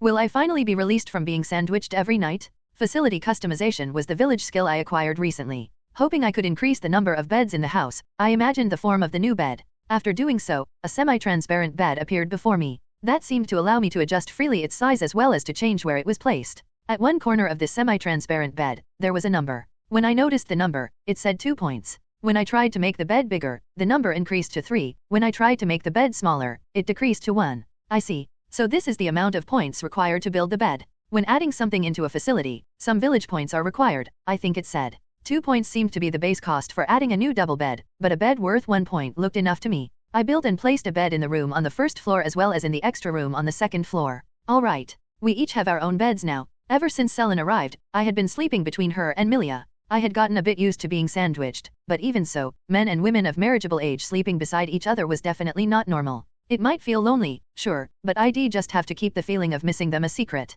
Next, I'd like to add toilets and baths. Back in the small house, the toilet and the bath were in the same room. In this medium-sized house, they were separate. There was still only one of each though. Like this, incidents were liable to happen. Like they have many times before. Hopefully, adding more of them would decrease the likelihood of that. Whoa, the cost jumped up, haven't they? The bed only cost me 1 village points, but it would cost main 10 points to add another toilet room to the house. Meanwhile, it would cost me 5 points to add another bathroom. However, in order to avoid those incidents, this customization was a must-add novel bin at. After being satisfied with that, I decided to build something in an unused space in the village, a public bathhouse. 150 village points will be consumed to build a public bathhouse.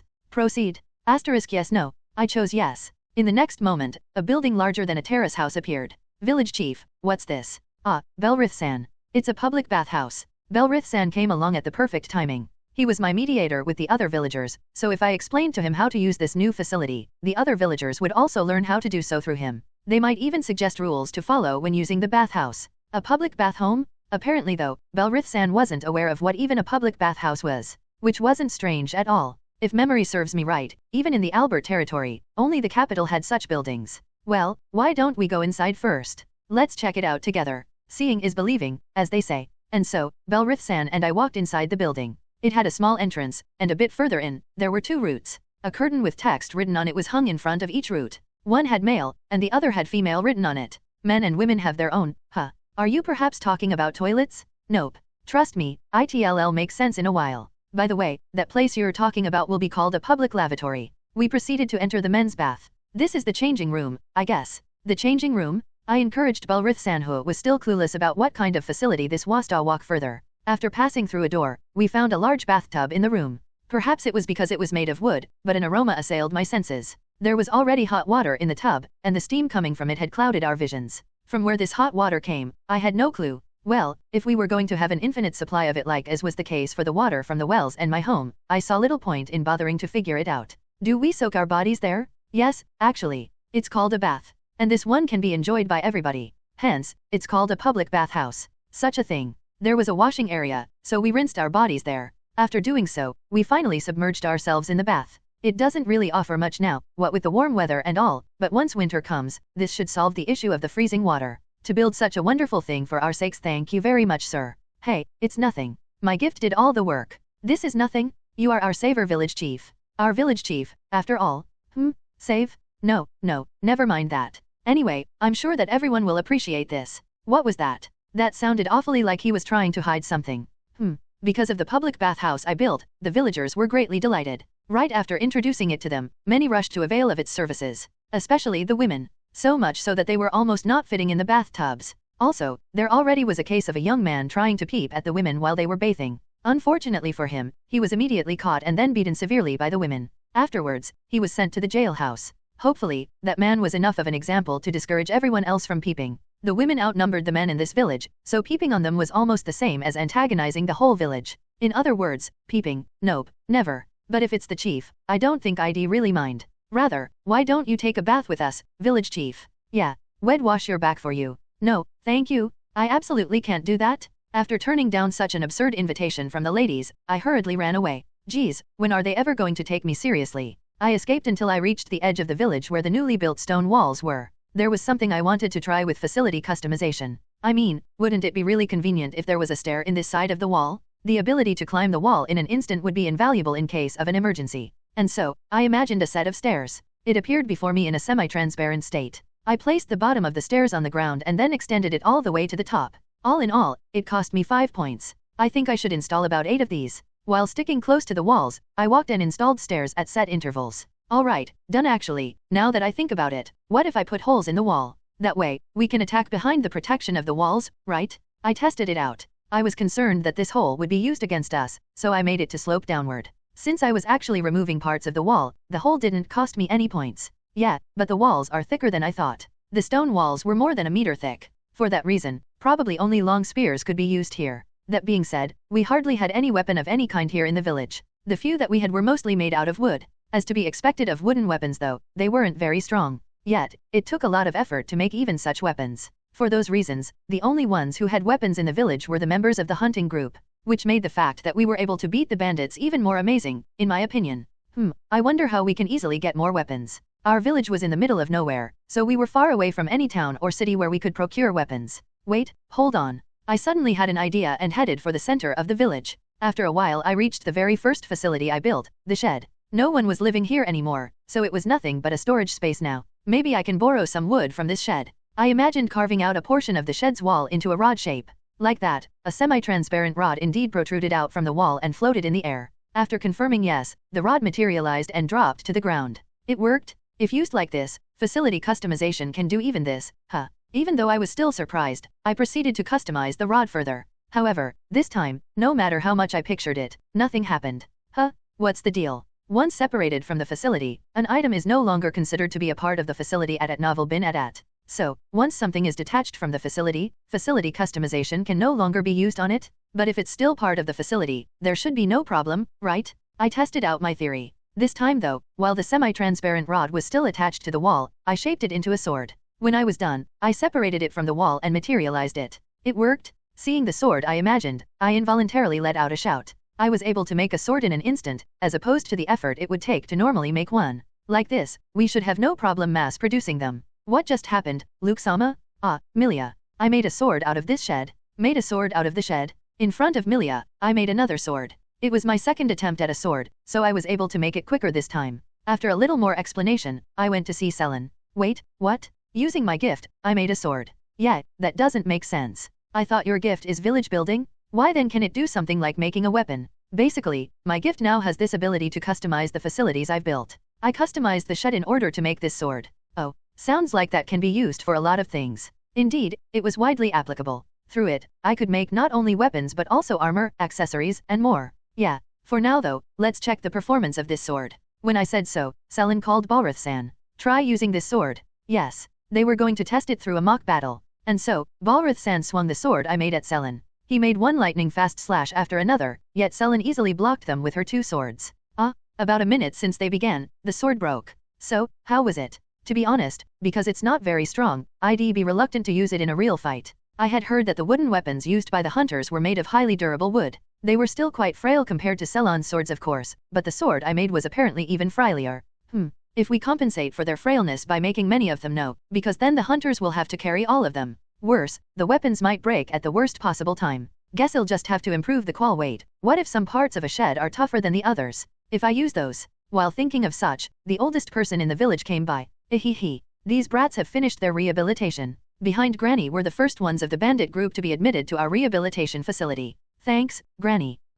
After giving the bandits a closer look, I became speechless. Not one of them had any energy at all. Hey, are you guys okay? Yes. Their answer was just one short syllable, yet it still became almost inaudible toward the end. Yeah, there's no way these guys are all right. Listen, from this moment on, each and every one of you is going to do exactly as the village chief says. If he tells you to work, you work, if he tells you to die, you die. Understood? I'm to oversee these guys from now on? At novel bin at. Yes. What a weak answer. Haven't had enough of my rehabilitation, have you? Village chief, we are your slaves. We will do exactly as you command. From being expressionless, their faces were now of dread. After declaring so in the squeakiest of voices, they bowed down to me. They've become really obedient. I doubt they'll cause mischief now, but I'm worried that once I take my eyes off of them, they'll kill themselves. Their eyes were totally devoid of light, making it seem like they were capable of doing so. Leave them to me, Luke-sama. I am this village's priest. As someone who can hear the voice of God, I'll guide them. Oh, okay. I'll leave them to you then. Thank goodness. I was sincerely worried how to look after these empty people. Milia would surely have been able to show these people the value of faith, perhaps even lead them to find inner happiness. However, this decision was less about that and more about me passing the responsibility to someone else. I wonder which of them I'm going to rehabilitate next. Granny said so and then excitedly walked toward the jailhouse. Is it really alright to leave them to Granny? I mean, I'm worried for them, but who else can replace her? Wait a minute. The jailhouse. I had an aha moment. Yes, of course. I can use those to make swords? Yes, what I had in mind were those metal bars in the cells. I reached the jailhouse. The bandits within the cells had their eyes on me as soon as I entered, so I couldn't help but be a bit scared. I tried to pay it no mind as much as I could though, and concentrated on the task I came here to do. So, I lightly touched the bars separating me from the bandits. It looks like I can use this. My idea was to use facility customization on these metal bars and make weapons even stronger than those made of wood. But if I start as is, there'll be a gap between the bars. After paying 2 points, the bars in the cell increased by 1. The bandits were still watching me saw an additional bar suddenly appear, so they were understandably surprised. I detached one end of the additional bar and made it shorter. Next, I expanded it horizontally, but also flattened it a bit. I then made the disconnected end become pointed. I repeated these things until the bar was shaped like a sword. When I was satisfied with its form, I detached the end, effectively making it no longer part of the facility. What dropped to the floor was unmistakably a sword. This only made the bandits even more clueless as to what was going on. I did it? Whoa, it's much heavier than I thought. I remarked so after picking it up. It was quite dense. But then, that should also mean that it was strong. Now that I think about it though, if I made the swords from the shed to be denser, maybe they would have become stronger as well. Leaving that thought aside, I decided to strike the wall with the metal sword I made. The impact with the wall caused shockwaves to be transmitted directly to my arms though. Ow, ow, ow. I feel like my arms are about to fall off any moment. The problem was that the part I was holding was an extension of the blade. In other words, I was holding the blade's shank. If I remember right, they usually cover the lower part with wood or leather. After giving it some thought, I decided to make the hilt with the wood from the shed. So, I moved the shed next to the jailhouse. Next, I placed the blade's shank to the outer wall of the shed. I then made the wall wrap itself tightly around the shank. I made sure to make the wood be dense. Once I was satisfied, I detached the finished hilt from the wall. Obviously, I would have preferred to make the pert's blade and the hilt individually first and then combine them at a later time. However, because the sword parts wouldn't have been considered part of their respective facilities anymore, I wouldn't have been able to use facility customization to combine them. Am I dreaming? How can you be when I'm seeing the exact same thing? He made a sword out of the metal bar, and then suddenly made a shed appear. What's the hell's going on in this village? The bandits who saw the whole thing were stunned silly. I mean, it is a bizarre thing to witness. Anyway, it's complete now. The wooden grip should be able to absorb a bit of the shock. While I'm at it, I guess should try to make a spear. Only the tip should be made of metal, I think, and the rest should be made out of wood. As long as I made the shaft be compact, it should be strong enough. After following similar steps, I finished the spear as well. I brought both the sword and the spear to show it to Selin. Selin, look, I was able to make decent weapons this time. This is made from iron? Where did you get it from though? Selin was quite surprised by the weapons. Nevertheless, she summoned Balrith-san and sparred with him again. This time though, even after several exchanges of blows, the sword I made didn't break. It seems strong enough. Yes. I don't mind using this in real fights. It seemed like the sword passed. Next, to test the spear, Selin called Rando-kun who had spear techniques. It's so easy to handle. More importantly, its sharpness is so different from the one I've been using. With this spear, even I should be able to contribute to our hunts. Because Rando-kun has been using a wooden spear until now, he was so delighted to receive the spear I made. But where did this spear come from? I made it. You did, village chief? His eyes wide open, Rando-kun shouted so. Wow, I promise you, village chief, this spear will never see battle? Huh?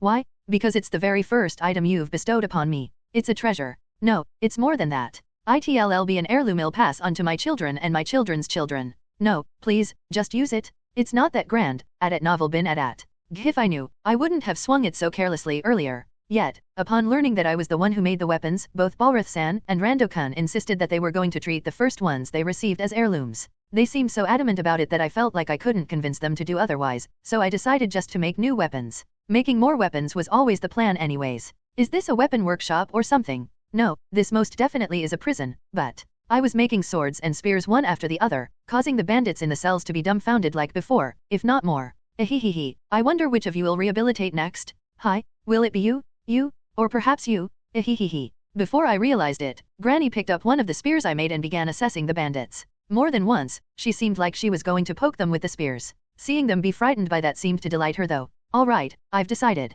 You, and you. Also, you and you. Granny hasn't done anything yet, but the chosen 5 people became ghastly pale. And when they were being brought out of the jailhouse, their faces became that of utter despair. Hey, young man.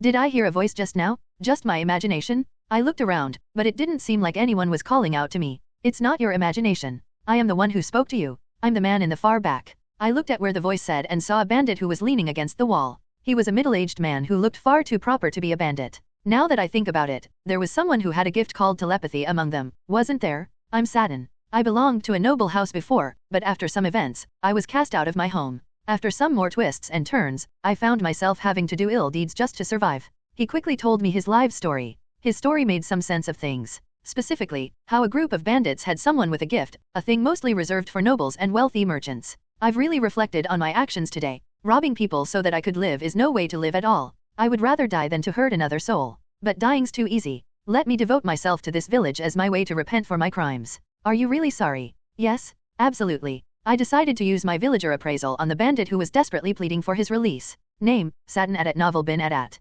Age, 34 years old. Village bond level, rebellious. Suitable occupation, communications officer. Gift, telepathy. His village bond level is rebellious? Like it implies, the person is in the state where they are liable to do something rebellious against the village. Yup, he's not sorry at all. By the way, those who finished the rehabilitation process had a village bond level of low. While we shouldn't expect much from them, we at least didn't have to worry about them either. So, how about it, young man? Release me from this place, please. This man was clearly getting on my good side just to get out of his cell. You want to get out of being rehabilitated by Granny that much? Well, there's that, but it's so much more than that. I just want to be of use to this village as soon as possible. The moment I mentioned Granny, his face went pale. He might have thought I would be easy to trick, but he wouldn't get his way this time. Hey Granny. What is it? That man over there says he wants to go to the rehabilitation facility as soon as possible. What? When I said that, the man was shocked. Oi, what do you think you're doing? Oh, so that's how you really talk. You brat. Meanwhile, Granny was delighted with what I said. Well, aren't you admirable? She looked at the man, said so, and then gave out her usual hee laugh. Alright, you, trade places with that one. Like that, the bandit named Satin begrudgingly switched with one of the previously chosen bandits. Don't worry, I'll be sure to reward your admirable character with a stricter rehabilitation. Ehehehe. Maybe it was because she was able to perceive what transpired, but either way, Granny laughed sadistically. I was just kidding earlier. I tell you, kidding? I've really repented? Please, get me out of this, please. With beseeching eyes, he sent me another telepathic message, but I ignored him this time. Good luck? It doesn't make sense. It was evening. While laying on the bed, I tilted my head in bewilderment. A double bed came along with the upgrade to a medium-sized house. It was definitely better than the bed in the small house. Even if 3 people slept on it, it shouldn't feel so cramped. That wasn't the problem though. What's the matter, Luke-sama? What doesn't make sense? Milia and Selen asked me so. Don't act like you don't know. This doesn't make sense. I've made a bed for each of you, so why are you here acting like you're gonna sleep beside me? Adat Novel Bin Adat. I had used facility customization to add 2 more beds. Obviously, I had also notified the 2 about it. Yet, for some strange reason, they were still with me tonight. Luke-sama, staying up late's bad for your body. You're brushing it aside like that? Yay, Luke. Let's stop talking and just sleep. You too, Selen? It seems like these 2 will sleep here no matter what. Fine. I'll just go somewhere else to sleep. When I tried to get out of bed though, I was pulled back and locked into place. Where are you going, Luke-sama? To the toilet. But you just went, right? Let's go to bed now. Good night, Luke. These 2 were usually at odds with each other, but when it came to things like this, their teamwork was impeccable. So much so that I wasn't able to get a word into object. Fine, good night. I accepted my fate of sleeping sandwiched by Milia and Selen. Selen's hunting group hasn't returned? Why yes. They're usually back around this time. Selen and her group had ventured into the forest in the north to hunt. It had gotten late but her group still wasn't back, causing a bit of commotion in the village. The aforementioned forest was full monsters. It was dangerous even during the day, but even more so during the night. For that reason, the hunters usually returned well before the sun has set. Well, it's them, so I don't think there's much to worry about. By the way, because there were some people from the 4th refugee group who had gifts, the hunting team was now 15 people strong. And thanks to my facility customization, they were decently armed. Recently, their team has been hunting down a lot of a rabbit-like monster called Aru Mirage. Calling it rabbit-like might give the impression that it was cute, but the sharp horn on its head and its over 1 meter long body would quickly change anyone's mind. Moreover, it was quick despite its size. Even an agile soldier would have time against it. That being said, they were not hard prey for our hunting team. Whenever they would go out, they would often bring back 2 to 3 of the said creatures. Village chief? The hunting team's back. While I was thinking of such things, the one on the observation tower reported so. And they're carrying some kind of large game? After some time, Selon's group arrived in the village. Those are orcs? The hunting team took down orcs. Yes, orcs. Not just one, there's 2 of them. Wow, look how big it is. An orc was a monster whose head resembled that of a pig's. With a height of over 2 meters tall, these monsters were indeed huge. On top of that, they were muscular. So much so that the bandits' leader looked skinny in comparison. And there were 2 of them. Thankfully, someone in the hunting team had a gift called Herculean Strength. He carried one of the orcs by himself. His strength was truly astonishing. No wonder they got home late. Selon might say taking down orcs were easy, but for the average person, they were real threats. Even one would be enough to destroy a small village. The danger they posed was the reason that their meat was so rare and expensive. And, again, there was 2 of them right now.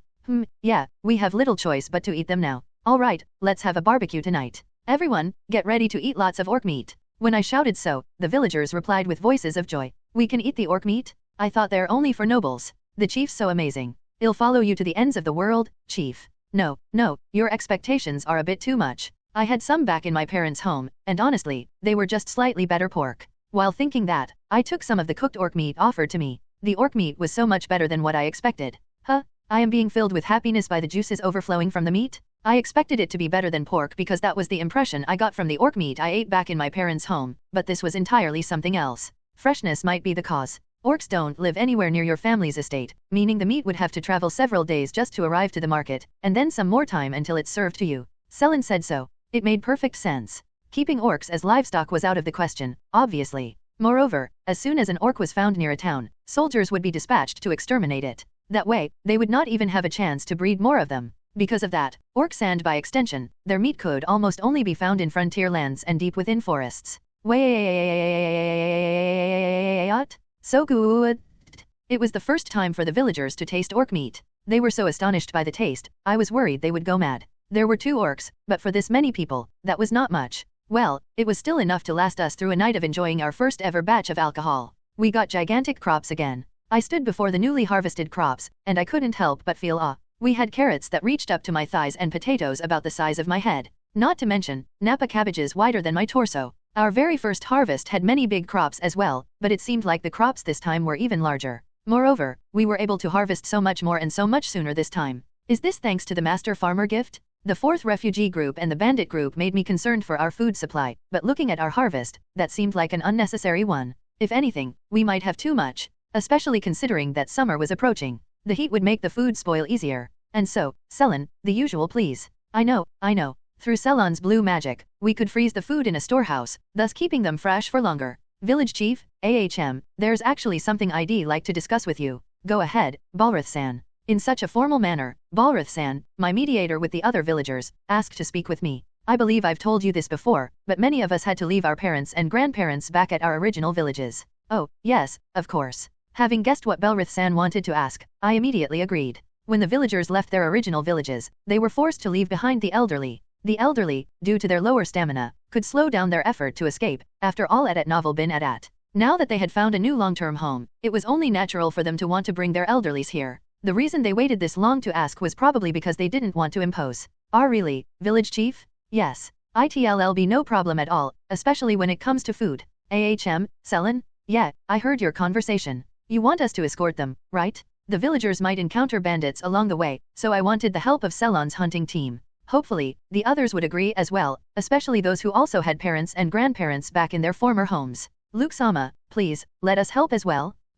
I wondered who said so in such energetic voices, so I turned around to see. What I saw surprised me though. The ones who said it were the rehabilitated bandits who were completely devoid of vitality just a few days ago. We don't have any combat-type gifts, but we have experience in fighting. If worst comes to worst, feel free to use us as decoys, or use our sinful bodies as meat shields. I couldn't believe their change. Are you really the same people? Luke-sama, please, let us help as well. It was totally possible that the former bandits were just lying to me so that they could escape, but each of them looked dead serious. Compare that to their eyes devoid of any will to live. In any case, I used my villager appraisal on them. Much to my surprise, each of them had an ultra-high village bond level. Do not worry, Luke-sama. All of them are now faithful servants of the gods. What they uttered was no falsehood, it was their honest desire. Oh, Milia. Just what did you do to them to change them this much in such a short amount of time? Granny was amazing, but Milia was as well. After she began worship meetings in the church, more and more villagers had a village bond level of ultra-high. At present, such was the case for the majority of the villagers at Novel bin Adat.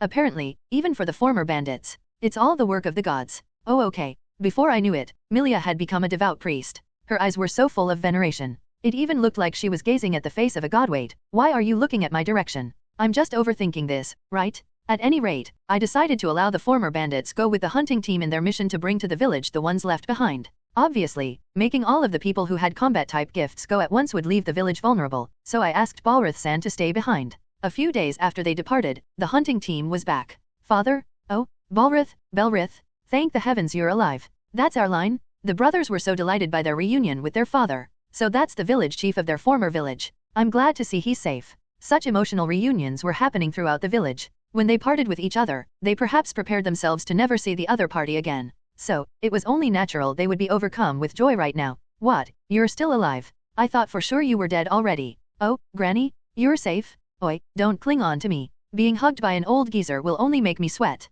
Granny, the one serving as our torturer, apparently had a husband. Moreover, this husband of hers seemed so gentle. Unlike her. I would like to say the villagers' families were whole again, but that just couldn't be the case for most of them. After all, the ones conscripted away still weren't back. Just in case they come back to the villages, Selin and her group left notes telling them to come here. It's all well and good, but aren't there too many of them? I heard that all the elderly from the 4 villages combined were at most 50 people. However, after a cursory count, it felt like there were 4 times that number. Moreover, there were many young people among them. We encountered refugees along the way and decided to bring them here too. Oh, okay. Great job, Selenha. Why are the ones there tied though? For some reason, a group in the back was tied up with rope. There were about 30 of them. When I looked at them, they looked rough, almost ruffian-like. They're bandits. They attacked us, so we fought back. Most of them are actually the bandits we failed to capture the other day. Apparently, most of these newly captured ones were formerly part of the bandit group that attacked our village. They made a new group, but were still set on the ways of banditry. When I looked at the tied-up bandits again, I saw the rehabilitated ones talking with them.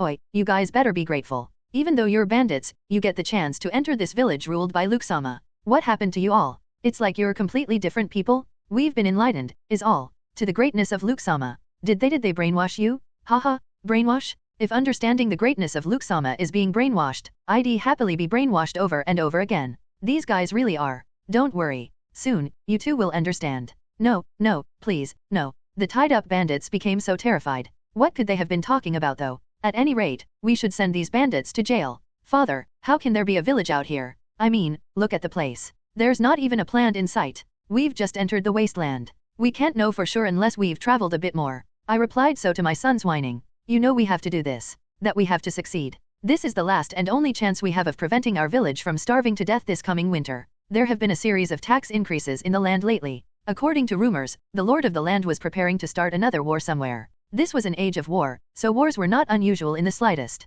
Even so, this might be a war bigger than any other, if the taxes being imposed were any indication. Whatever the case might be, the fact of the matter was that small villages, like the one I led, just couldn't afford to pay these taxes anymore. Especially after the abysmal harvest this year. If nothing changed, we wouldn't have enough to feed ourselves through the winter. Try as I might, the only way I could see us getting through was by making a certain gamble. I had heard that the Lord's son was sent to reclaim this wasteland. If he ever succeeded, perhaps some of our villagers could work for him. It was often the case that newly developed lands were exempt from taxes, allowing us to earn just barely enough to make it through the winter. And you should realize how much of a pipe dream that is. This place is uninhabited because no one can develop it, despite the many attempts. Now you're saying a kid of 10 or so and without any follower can do it. I doubt it, to put it lightly. Considering the rumors saying his gift's completely useless, the more likely reason the kid's here is that he's been exiled after losing some kind of political struggle. Either way, he's probably either dead already or has escaped somewhere else. My son's points were reasonable. However, we simply had no choice other than to see this one through. Why did I have to be born in such a small village? One without beautiful women at that. If I went to the city and tried to become an adventurer when I was young, my life might have turned out differently. Better. Listening to my son whine without restraint, something inside me snapped. What's the point of complaining about things now, you stupid son of mine? I'm so terribly sorry, our village is small. Damn it, if our ancestors heard you spout such nonsense about the village they so desperately developed, they'd be rolling in their graves. You narrow-minded fool, how can you call yourself the son of the village chief? Father? Also, you, become an adventurer? Huh? How can someone who always gives up at the first signs of hardships and have no courage at all ever become one? Hold on there, father, you don't have to go that far. No, this time I'll say everything I want to say. To begin with, you find faults with what people are trying to do, yet offer no better plan. This journey is exactly that. You whine and moan about every single little thing? It's because you're like that I'm forced to remain the village chief despite being over 50 already? And need I remind you why an old fart like me is here in the wasteland? Because you said you didn't want to go alone, that's why. Father, look there, don't change the subject. I'm going to talk some sense into you today. Just look, will you? It's a stone wall. A stone wall out here in this wasteland? Huh? My son was madly pointing his finger at something, so I reluctantly looked. What are you talking about? Has your eyesight gotten that bad that you can't see it? That's for sure a stone wall. Maybe there really is a village here? Oi, my son ran at novel bin at. At first, I thought he was just trying to escape my lecture, but after a while of following him, I too saw what he was trying to show me. Wits, it's true, there truly is a stone wall then. As much as I could tell, the walls were easily over 3 meters tall. Furthermore, it seemed to stretch infinitely left and right. It looked too splendid to be used for surrounding a simple village. It was comparable to those used in cities. But that kind of wall takes years to make, doesn't it? I believe so, father. The both of us were dumbfounded. Has someone been developing this wasteland all this time without our knowledge? That was the only explanation I could think of for the existence of these walls. At any rate, let's get closer. Yeah. It has gotten noticeably colder recently. Summer has ended, giving way to fall. Soon enough, winter would be here. I got here around springtime, so it's been half a year already. Huh. I believe so, Luke-sama. Back then, I wondered about what would happen to us, but I didn't expect in the slightest that we would be able to have such a grand village in this short amount of time. And it's all thanks to you, Luke-sama. It's mostly my gift we have to thank, I think. After founding the village, refugees arrived one group after another. Before we knew it, we had a population of nearly 700 people. Right now, the village was surrounded by 2 layers of stone walls. I had decided to separate the fields from everything else by adding an inner wall. Because the village grew in size again, we could add more fields should we need to. Of course, if the space within the inner wall becomes insufficient, we could just reposition the fields and the inner wall itself to make space. Speaking of the space within the inner wall, it was lined with a lot of terrace houses. Previously, each terrace house only had one room for all the toilets. Moreover, there were no baths at all. However, through facility customization, I was able to give each unit of a terrace house their own toilet and bathrooms. Like that, the villagers should all have comfortable living conditions now. That being said, the public bathhouse still had great traffic each day. If anything, because of the increased population of the village, it served more villagers now than before.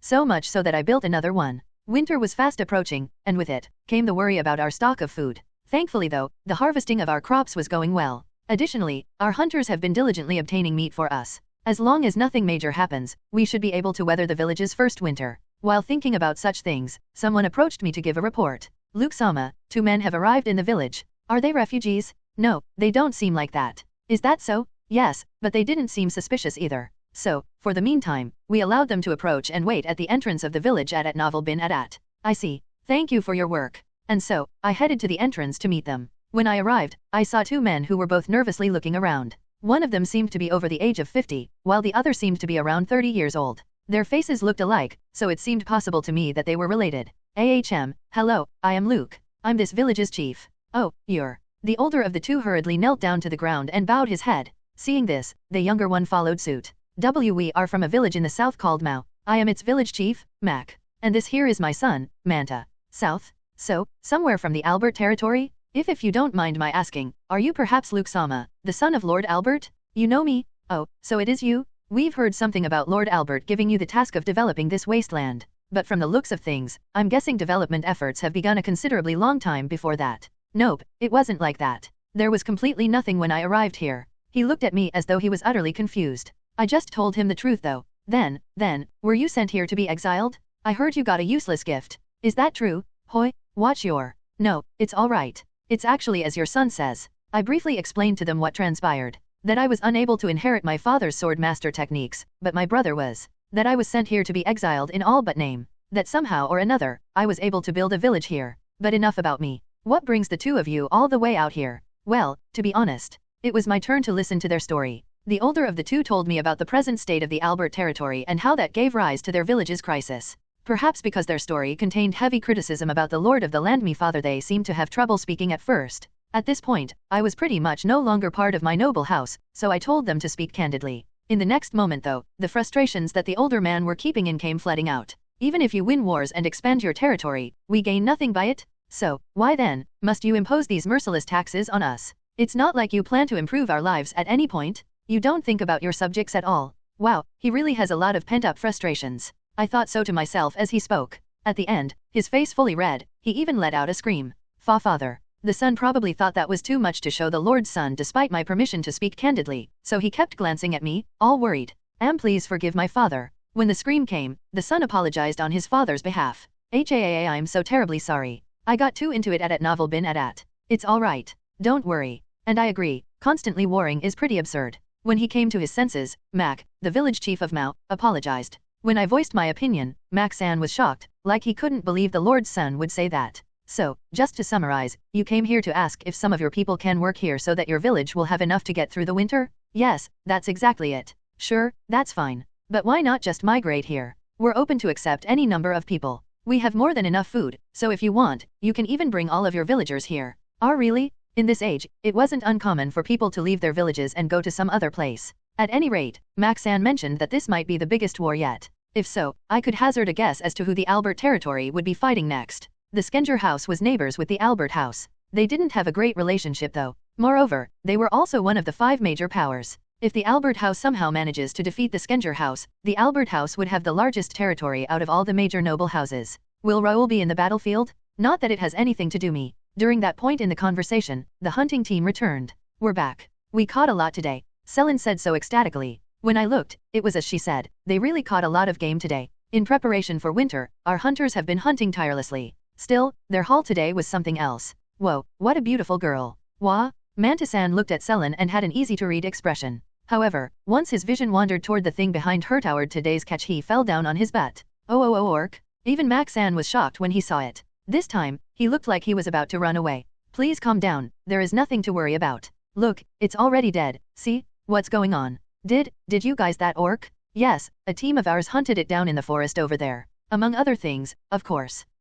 Apparently, today's catch included 5 Arumirage and 3 orcs. Our hunters focused on hunting monsters because their meat was tastier than regular beasts. As great as a catch this was though, Selin wouldn't be brimming with pride like that. I mean, they have caught 3 orcs in a single hunt before. Phew, direct your eyes over there. I looked toward where she was pointing at. There, I saw an incredibly large thing being dragged toward us.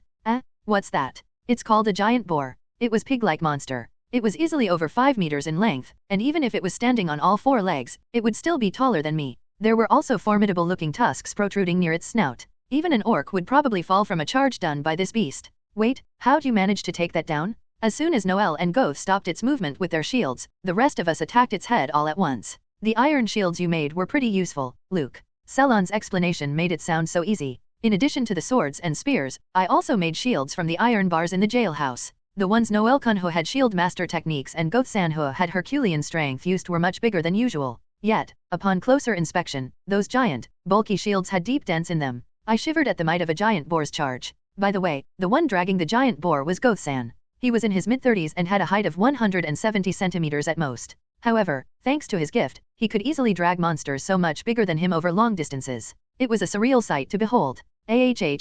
Meanwhile, whether by the giant boar or by Goth-san unbelievable strength, Mac-san and Mantis-san were at a loss for words. Father, am I dreaming right now? Want me to pinch you? Yeah, please ouch.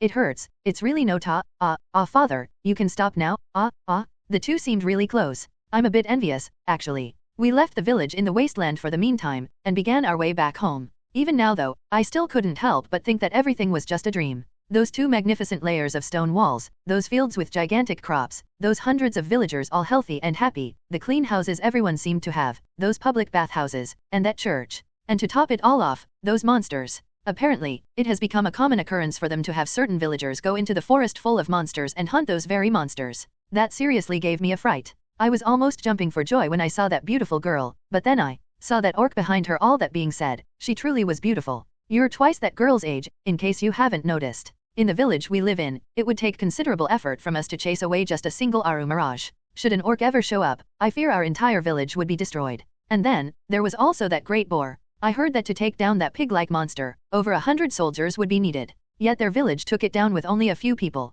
It was all a bit ridiculous, to be honest. Not least of which was that their village was founded just half a year ago. Is that true? Wait, in the first place, can that place still be called only a village? They say it's all because of that boy chief's gift, but that only made it all the more unbelievable. But perhaps the most unbelievable thing was that they said they were going to accept everyone from our village. We're supposed to return to our village and tell this story, but will anyone even believe us? I doubt you'd convince more than a few, Dad. Not many looks up to you that much. And whose fault do you think that is, you idiot son of mine? Sometime later, people from Mao village arrived here. This included Maxan and his son, of course. It's true. Who would have thought that there was a village in this wasteland? See, just like I told you all, isn't it? I was half sure Chief Mac was going senile, saying all those crazy things. It would seem they had to see to believe. Welcome to you all. I am Luke, the chief of this village. A boy's really that's Lord Albert's son? Hey, what's that over there? That giant thing beside that house. I came out to welcome them, but their attention was less on me and more on the thing beside my house. That's the skull of a great boar.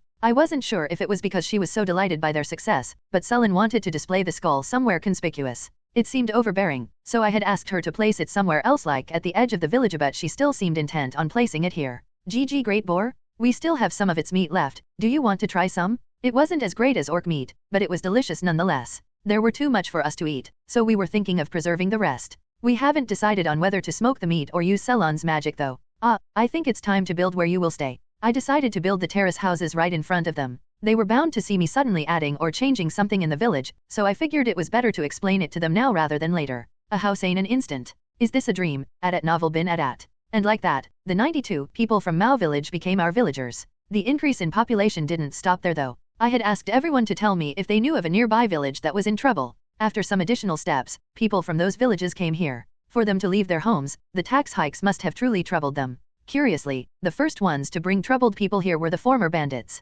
Despite that contribution as well as the fact that they were now completely reformed thanks to Granny and Milia's efforts though, I still couldn't treat them the same as the other villagers due to the various crimes they had committed. As such, while everybody else lived within the inner walls, they lived between the inner and outer walls. They still lived in terrace houses like the others though. Another distinction they had from normal villagers was that we made them monitor, in shifts, the wasteland from atop the outer walls. Chief Luke, another group of people wanting to migrate are here. Okay, understood. Satin was proving particularly helpful. Back then, he used his telepathy in an attempt to trick me, but now that he has changed, he was using it to send me reports. Not all of them has been rehabilitated though. 2 are still in the jailhouse. Still haven't been reformed. One of them was a man so large, he made the cell he was in seem so cramped. When I approached this man, only his eyes moved toward me. This made me unconsciously take a step back. Name, Doriel. Age, 36. Village bond level, low. Suitable occupation, soldier. Gift, axe techniques. The man I was referring to was the leader of the bandits. No matter what I do, this one won't budge. Doesn't even show a reaction. This one's got balls. I can see why he's the boss of the bandits. Granny said so, almost as though in admiration. He's too dangerous to let loose. Why don't you consider executing him? As always, Granny said such a disturbing thing nonchalantly. On the other hand, Doriel didn't flinch, didn't even move his eyebrows in reaction to what Granny just said. I didn't know if it was because he has looked at the face of death many times before, but he sure had nerves of steel. But then, he suddenly spoke. That blue-haired girl, where is she? Huh? You mean Selin? Is that the name of the girl who beat me? Why is he asking about Selin though? I'll never follow someone weaker than me. Okay, but if it's that girl, I don't mind obeying what she says. I decided to invite Selin here at novel bin at. So he says, but. Selin glared at the giant on the other side of the iron bars. What are you scheming? Do you think we'll let you out just because you say something like that? I'm not scheming anything. You've defeated me and I just want to show deference. Of course, I'm not saying you have to let me out now or the deal's over. All I'm saying is if you ever need my strength, you'll have it. Certainly, having this man's strength in times of emergencies would be helpful, but I decided to put a hold on making a decision for now and check on the other remaining prisoner. Here is the other one. Isn't this guy the first one we captured, Granny? In the corner of the now almost empty jailhouse was the bandit we used to trap and capture the others. Name, Bale. Age, 23. Village bond level, low. Suitable occupation, grunt. Gift, none. Old hag, you've come again. Who's the old hag? You want to die? Granny shouted so. For some reason though, it seemed like Bale's body trembled not out of fear like the others would have, but out of excitement. Granny proceeded to strike him with a stick made of wood, the sound of each hit echoing in the prison.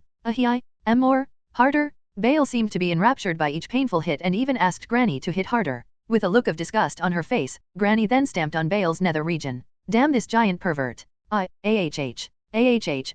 ha, ouch. Just watching made me cover my important bits. Hi Hijai. Bale drooled and writhed on the ground. However, not one trace of anguish could be found on his face. There was only pleasure. Wow, that was, wow, so amazing. You. While looking down at Bale like he was some kind of insect, Granny released a sigh. As you can see, nothing I do works on this one. How did he become like this though? Beats me. He was responding normally to the pain at first, but little by little, he became pleased with it instead. He became pleased with the pain? How does that work? Because he's like this, I don't think any amount of rehabilitation using my methods will do any good. What are you talking about, old hag? Come on, punish me more. Recently, because he knows it make me angry, he has been purposely calling me that. This is my first time to meet a pervert like these. If possible, I would like to have nothing to do with him anymore. Granny ended up being the one scared. I guess he'll have to postpone judgment on this one as well. His village bond level said low, but it was still too dangerous for different reasons to release him. So, like with Doriel, I decided put a hold on making any decision. Ta-ta-ta-ta, congratulations, because you now have more than 1,000 villagers, your village has become level 6. 600 village points have been acquired. American Samoa level up bonus. You can now build more kinds of facilities. Maximum village area has been increased. The village skill territory takeover has been acquired. My village leveled up again after its continuous growth in population. We have now passed the 1,000 villager mark. Okay, but territory takeover? Even if a particular territory is already governed by another person, you can forcefully acquire it through this skill. Note, however, that the piece of territory you want to acquire must be within a 50-meter radius around you. I wasn't able to use my gift before coming here because the territories I had been in were governed by somebody else. With this skill though, it would seem I could acquire territory from others without their consent. What a very sinister skill. Oh well, not like there'll come a time where I have to use it. After all, the village's maximum area has increased yet again and it was now the entirety of the wasteland. When I repositioned the outer walls, it only covered a small portion of the new area. Even this much land felt too vast for me, so I just didn't think taking away others' territories was necessary. Now that I have some distance from that world of endless wars, this village was more than enough for me. I did not share my father's desire for territory expansion. By reaching village level 6, you've become eligible to build new facilities with village points. They are as follows. Underground Tunnel 20, Bridge 20, Orchard 250, School 250, Apartment Building 300. An underground tunnel? Does that mean I can make a path beneath the ground? When I tried it out, the first thing I noticed was a stairway that led underground. It was made of stone and looked well built, so I decided to climb down through it. It's a dead end. I guess that's why it only cost 20 points to build it. I decided to build another one. This time, a path that was a few meters long appeared in front of me. Curiously enough, though there were no lights, I could see ahead just fine. Amazing. Like this, we'll be able to burrow through the ground easily. Not that we need one right now. Maybe we can use this as an emergency shelter? Next on the list were bridges. Since there were no rivers nearby though, we also didn't need bridges right now. Next, orchards. Having one doesn't necessarily mean we'll get fruits though. There is no need for concern. An orchard comes with a few trees by default. So, we don't have to bother growing them? Fruits were considered luxury food items even in the capital. This wasteland must be one of the least likely places to eat such things. Moreover, if we could get them right away without the need for seeds or the effort of growing them, 250 points was an extremely cheap price to pay. And so, I immediately built one beside a field. Let's see, what's a school? A place where children are gathered to be educated. Oh, I think I've heard something about that. Like, back then even in this country, children of the nobles and wealthy merchants were sent to some place and they study there. So, a school is what that's called. Such wasn't the case nowadays. Children of nobles and wealthy merchants were now taught individually and at home, typically by a set of tutors. Which reminds me, some villagers have teacher as their suitable occupation. Children in this village don't have any critical jobs, so sending them to school should be a good idea, right? I thought they should learn at least how to read, write, and do simple calculations. And then apartment buildings? What are those? It was a word I never heard of before, but according to the guide, apartment buildings were the next version of terrace houses at Novel bin at. Moreover, instead of being made of wood, an apartment building was made of reinforced concrete, whatever that was. But they cost 300 points. By default, an apartment building has 4 floors, each of which have 5 residential units. In other words, it has 20 residential units before any customization is done. That's so much more than I thought. They might actually be cheaper than terrace houses. My name is Dant. I was entrusted with the duty of overseeing the north, an area in the north of the Albert territory. Back in the old days, our family was the noble house that ruled over this region. However, my father conceded the land to the previous Lord Albert. My father knew from the start that he stood no chance at all, so he surrendered the fortresses without any resistance. As a result, our family not only survived, my father was also made governor of the land. And now, I held that responsibility. After acquiring the north, the Albert territory only continued to expand. Of course, as a governor, I had no choice but to cooperate fully in such endeavors. Dance Sama, another village has been left behind by all its villagers. Again? I know the taxes are high, but aren't there too many deserters? To think entire villages would disappear. By order of Lord Albert, I have imposed heavy taxes on the people. I had expected some to not be able to pay such taxes and escape somewhere else. But I didn't expect them to be this many. After all, even if they flee, there was no guarantee that their destination would offer them a better life. There was even a chance that their life could be worse. Considering that, I figured majority of the population would rather endure the taxes.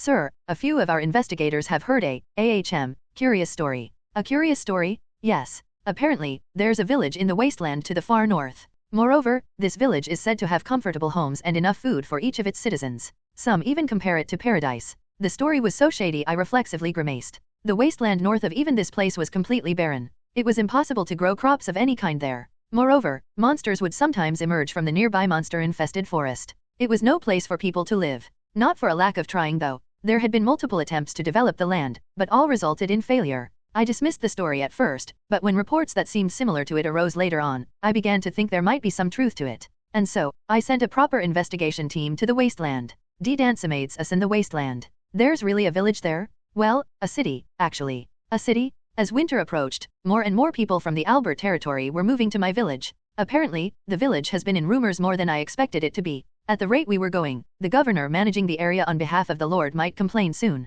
But then again, developing the wasteland and building a village was exactly what my father, Lord Albert, told me to do, so we should be alright. But enough about that.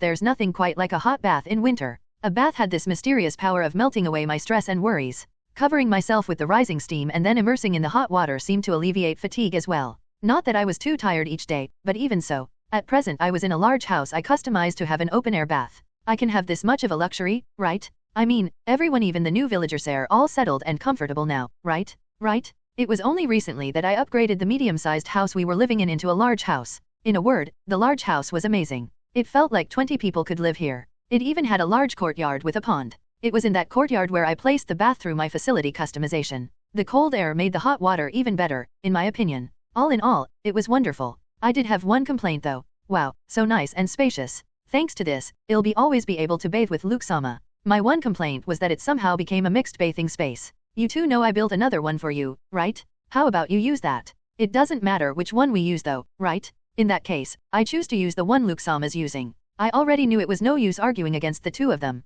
Ha, fine. But don't come any closer, alright? What was that? I didn't quite hear you at novel bin at. I said don't come closer, so stop getting closer, will you? Also, cover yourself with a towel. While I was talking like that with the two, a message in my head came. Chief, a suspicious group has come to the village. Another group of refugees. No, not this time. One of them's introducing himself as the governor for the area. I was just thinking of them and now they're here? I gathered my best soldiers and headed toward the wasteland at novel bin at. My goal was to investigate the villager, or rather, the city in the said wasteland myself. But Dance-sama, you don't have to go yourself. Well, do it for you. The one to ask me was Bizarra, the commanding officer of the elite group I brought along. He has served my family for more than a generation now. Partly thanks to his combat-type gift, he was a fighter who could take down an orc by himself, with plenty of room to spare. To be frank, there's something that worries me. That worry is what made me decide it will be better if I came with you. What worry is that, if I may ask? It's possible that Lord Albert's son, Luke-sama, is in the city in the wasteland. What? Everyone thought that Luke-sama would certainly be the one to inherit the whole Albert territory. However, immediately after their blessing ceremony, he was apparently sent away to some undeveloped land instead. This was only a rumor though. Lord Albert and his estate has yet to release any official statement on the matter. And perhaps to keep the public from knowing for certain, even a governor of a region was left in the dark. On the other hand, news about Lord Albert's second son, Raoul, inheriting his gift sword master techniques were spread across the land right away. The fact that Luke-sama wasn't mentioned as well meant almost for certain that he failed to inherit the said gift. Even so, that alone shouldn't have been enough for Luke-sama to be sent away that quickly. However, if Luke-sama didn't get a gift at all or if the gift he got was deemed worthless, then his exile made sense. I stared at the wasteland ahead, wondering if this was the undeveloped land that Luke-sama was said to be sent to. All the same, it's just so hard to believe a city can be built in this wasteland in such a short amount of time. We'll have answers once we get there. Before long, the wasteland was in sight. As to be expected, there was no vegetation of any kind. The ground had nothing but sand and stones. Further in though, it was a different story. What's that? Bizarro was shocked. And even though I was forewarned by the reports, I too could not believe what was before me. As though to stop the barren wasteland from proceeding further, imposing walls stretched almost infinitely. These walls were no less splendid than the ones in Reason, the city I usually stayed in. No matter how you look at it, that's a city, not a village. I guess the next question is if that city is really built within just half a year. Just by looking at the reddish-brown ground, one could tell that that was impossible. As such, Bizarra and I could do nothing more than look at each other and tilt our heads. After a moment, we decided to get closer. When we were near enough, a viewing window about halfway up of the wall opened. The window revealed the face of rough-looking man. This can't be a bandit's den, can it? Why have you come to our village? I am Dant, the appointed governor of the northern region of the Albert territory. I apologize for visiting without prior notice, but I'd like to meet with the representative of your city, heir, village. The other person called it a village, so I decided to call it that as well for the meantime. I still wasn't convinced a village could have such magnificent walls though. In a city of comparable size, it would take a while before the proper authorities were notified and a little bit more before we would be let in. To my surprise though, it didn't even take a minute before we were given permission to enter. Dant-sama, do not worry. I know not what lies ahead, but in the end, this is a city in the middle of nowhere. As long as we are here, no harm shall ever come to you. Bizarra confidently promised me so. What's? When we passed through the gates, we were confused once more. Instead of a city, what we saw were fields. Farmlands are inside the walls? Normally, fields and such were kept outside of city walls, and inside of it were mostly houses and other buildings. It went without saying that building walls to surround such a vast area of land cost a lot in terms of manpower and money. There's a second layer of walls the race that where the people here live? Ha, this city is much smaller than I thought then. Bizarra said so, relieved. I, on the other hand, became even more frightened. How can they build so many walls? I can't believe it. These fields. At first glance, the fields here might seem normal.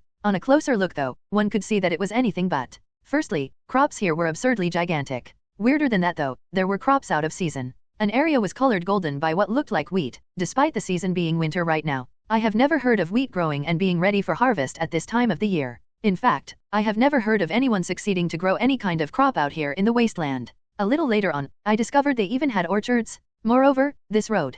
Our carriage was currently traveling on a magnificent cobblestone road that could rival even the famous Alpera highway. I could hardly feel any shaking throughout the journey. If such a highway was present throughout the land, Journey 7 the ones to the capital would become more comfortable. The 2 layers of walls, this road it goes without saying that these require substantial technological prowess, but the manpower required for all these must have been substantial as well. Even then though, it was still hard to believe that all these were built within the last 6 months. Then, has Lord Albert been secretly building this fortress city throughout the years? And then sent his son. I thought that, but pouring immense resources here just didn't make much sense. This wasteland offered no strategic importance whatsoever, after all. To the south of the wasteland was the Albert territory itself. To the north was a forest and to the east was a mountain, but both were full of dangerous monsters. To the west was a land where 2 factions were fighting against each other, but Lord Albert has showed no desire of wanting that land. Before long, our carriage reached the inner walls. After passing through a gate, the carriage stopped. Waiting for me to alight was a boy of about 10 years of age. I hurriedly got out of the open-air bath, and headed toward the village's gate.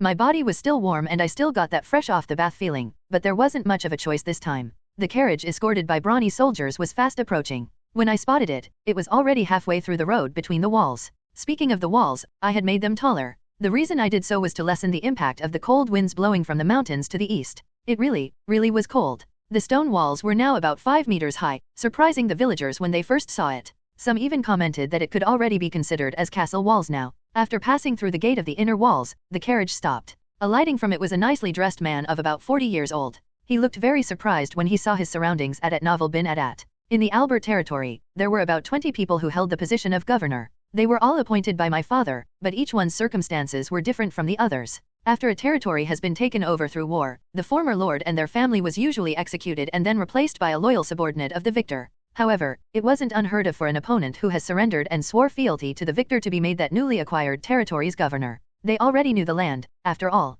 In the case of the northern region of the Albert territory, it was the latter case. That said, the incorporation of the region into the Albert territory happened in the generation before my father's. Welcome. I am Luke Albert, the chief of this village. And I am Dant, the appointed governor of the north. Technically speaking, I held the higher social status because I was the lord's son. As such, Dant-san felt it proper to kneel down. I deeply apologize for not greeting you sooner. Dant-san apologized like so. Whenever the lord's son would be sent on a mission like developing a frontier land nearby, governors would usually give the lord's son a courtesy call right away. This time though, my mission of developing this wasteland was just an excuse to exile me. No governor would go out of their way to pay me a courtesy call now. They probably didn't even expect me to give building a village a good try. There was even a chance they didn't know I was sent here in the first place. Oh, it's nothing. Please don't worry about it. More importantly, I hope you enjoy your stay here. He was the leader of the neighboring region, so it was likely we would be interacting with one another plenty of times. As such, I wanted to make a good impression as much as possible. I didn't know it at the time, but some of my villagers were less keen on building a good relationship with Dan-san and more interested on keeping an eye against him and his group. I met him only once before, but I was certain the boy in front of me was none other than Luke Albert-sama. Welcome. I am Luke Albert, the chief of this village. And I am the appointed governor of the north, Dant. I introduced myself and knelt down. I deeply apologize for not greeting you sooner. I didn't even know he was sent here, so it was naturally impossible to greet him any sooner. Even so, for the sake of appearances, I decided to apologize to him. Oh, it's nothing. Please don't worry about it. More importantly, I hope you enjoy your stay here. Luke-sama said so with a kind smile. From then on, I was back on being surprised again and again. First, there was the array of buildings that I have never seen before. These buildings were tall and wide at the same time, and were cubic in shape. They weren't built with wood, but they didn't seem to be built with stone either. According to Luke-sama, these buildings were the homes of the villagers. We're calling them apartment buildings, by the way. Apartment? We continued going around. I couldn't help but notice how clean the village was. In frontier villages, it was often the case that no proper waste management system was in place. They typically just dig holes and throw their wastes there. Needless to say, the area around such pits reeked. In this village, however, the air seemed so pure. Not a whiff of foul odor anywhere so far. At the very least, it smelled better here than in the city of Reason. Apparently, this was because each home had its own flush toilet. What a great waste disposal system. It wasn't just the village, the villagers themselves were so clean. It wasn't rare for frontier villagers to lack a reliable water source. The scarcity of it made cleaning their bodies not a priority, resulting in the villagers to smell. In this village though, the villagers were able to wash themselves every day. So, despite their worn-out clothing, they were actually very clean. Each home here has a bath. Not only that, we also have 2 public bathhouses. Each home? And 2 public bathhouses? I also noticed that on top of their cleanliness, the villagers were also quite healthy. It might be obvious after seeing the fields, but not one of the villagers I passed by were suffering from malnourishment.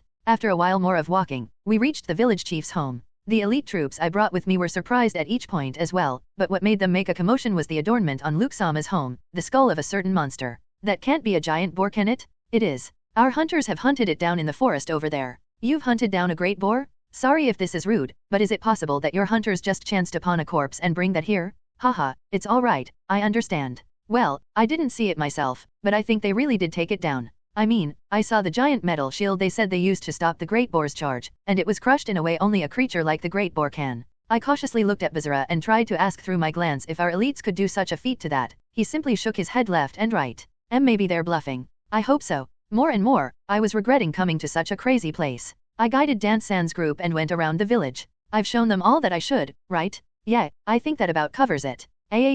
Luke-sama, I'm sorry to ask this again, but is this village really built just half a year ago? Yeah, it is. When I came here half a year ago, it was nothing but a wasteland. Dan-san showed a face of disbelief. Well, you see, it's mostly thanks to my gift village building. Village building? Yeah. I then began to explain my gift. Because Selen has warned me to not mention my village skills and the fact that I could do more things as my village levels up, I omitted those points. What an incredible gift I see. So that's why Lord Albert sent you here, at Novel bin at. No, I don't think so. I myself only found out what my gift can do exactly when I got here. I wonder what would have happened if I found out back then though? I think I could have prevented my banishment, but then again, I like how things turned out. I enjoy my leisurely life here and I don't think I'd want it any other way. Yeah, like I thought way back then, I'm not suited for this age of war. To make Dan-san's group feel welcomed, I asked the villagers to prepare a feast for them in the village plaza. Thankfully, the villagers, especially the housewives, obliged. They did their utmost to prepare dishes made with orc meat as well as those made with the crops we harvested. As for the drinks, it was of course going to be the alcohol we made. It's so delicious. I'm glad you like it. That one's made from the crops harvested in this village. What about this meat? It's orc meat. We've hunted some of the orcs living in the forest over there. It's orc meat? Voices of surprise came not only from Dan-san but also from the soldiers acting as his guard. There seems to be a fair number of orcs in the forest, so supply shouldn't be an issue for the meantime. My point is, please don't hold yourself back. Supply shouldn't be an issue. He's bluffing, right? He's got to be bluffing, right? Dan-san's group seemed to still be tensed. They should be able to relax a little once they drink some of our alcohol though. I thought so, but then, Milia suddenly stood up and addressed the whole crowd. What is she going to do? As our entertainment for tonight's festivities, our village's esteemed fighters would like to hold exhibition matches. Huh? They're doing what? How come I didn't hear of this before? That said, exhibition matches would definitely make things exciting. After Milia was done with her announcement, Balrith-san and Perrin-san, who both had sword techniques, walked to the center of the plaza. A short while after, a fierce, lightning-fast sword fight began. Meanwhile, the villagers watched with gradually increasing excitement. There were even some who stood up and shouted to cheer. The two were really amazing. I had seen them spar before, but it felt like they were so much stronger now than back then. Huh? Is it my imagination or have Dan-san's guards completely stopped eating? Excuse me, but is the food perhaps not to your liking? Oh, it's not that? The food's heavenly? It's just that I can't stop watching. Because it worried me, I decided to ask Soet at Novel bin Adat. The one who hurriedly shook his head and answered my question was Bazura-san, the leader of the guards. Well, duh. They're fighters, so of course they'd be focused on watching the exhibition match. There's no doubt about it, those two, they have the sword techniques gift, but how can there be two such people in a remote village? Bazura-san uttered something under his breath, but it was likely an analysis of the fight that only a fellow fighter would understand, so I didn't bother asking. After a while, the exhibition match ended. Balrith-san and Perun-san made their exit, only to be replaced by two others. Much like before, the replacements began a mock battle. Huh? Don't tell me this place has more people with gifts. We had more villagers, so as to be expected, we had more people with gifts. Including the children who couldn't unlock their gifts yet, about 10% of the population had gifts. That was easily over 100 people. From those, 31 had combat-type gifts. However, excluding the children, the elderly, and those who had stamina issues, the count goes down to 24. To name a few of the gifts present in our village: sword techniques, spear techniques, axe techniques, grappling techniques, whip techniques, bow techniques, and aiki techniques. As the night went on, it became more and more apparent that each of those 24 villagers would participate in tonight's series of exhibition matches. As for the other villagers, they enthusiastically cheered the fighters on. Wow, the whip flows so freely, it's like part of their arm or something. That's it. There, go. Oh my, you're so cool. On the other hand, Dan-san's group was eerily quiet. It could be that they were just so focused on watching. They look a bit pale though. When the exhibition matches for the 24 villagers who had combat-type gifts were over, those who had magic-type gifts stood up and walked toward the center, fully intent to showcase their gifts. Magic-type gifts were even rarer than combat-type gifts. In fact, we only had a total of 8 villagers who had such gifts. That count included Sullen as well as 2 children who were yet to be blessed. There are even those who can use magic? What the hell is going on in this village? Are you sure you're alright? I guess the food's really not. No, I'm fine. Really? So don't mind me please? Even though he definitely didn't seem alright, Bazura-san shook his head rapidly. When the feast was over, we were guided to a certain location. It was a residence that looked exactly like the village chief's own home. If my memory serves though, I don't think there was anything at all here when we were shown around the village earlier. It was likely thanks to Luke-sama's gift. Still, for a building as splendid as this to be built in such a short amount of time, it was nothing short of unbelievable. Feel free to stay at this place. I think it's big enough to comfortably accommodate your guards as well. Thank you very much, Luke-sama. We entered nervously. Just like the outside, the interior was built well too. Not only that, there were even furniture and other furnishings placed already. There were other unbelievable things too, like proper indoor bathrooms and lavatories. His gift was just incredible. Be frank with me, what do you think about this village? While sitting in a couch in the living room, I asked Sotabazura who was sitting across me. It's abnormal, to say the very least.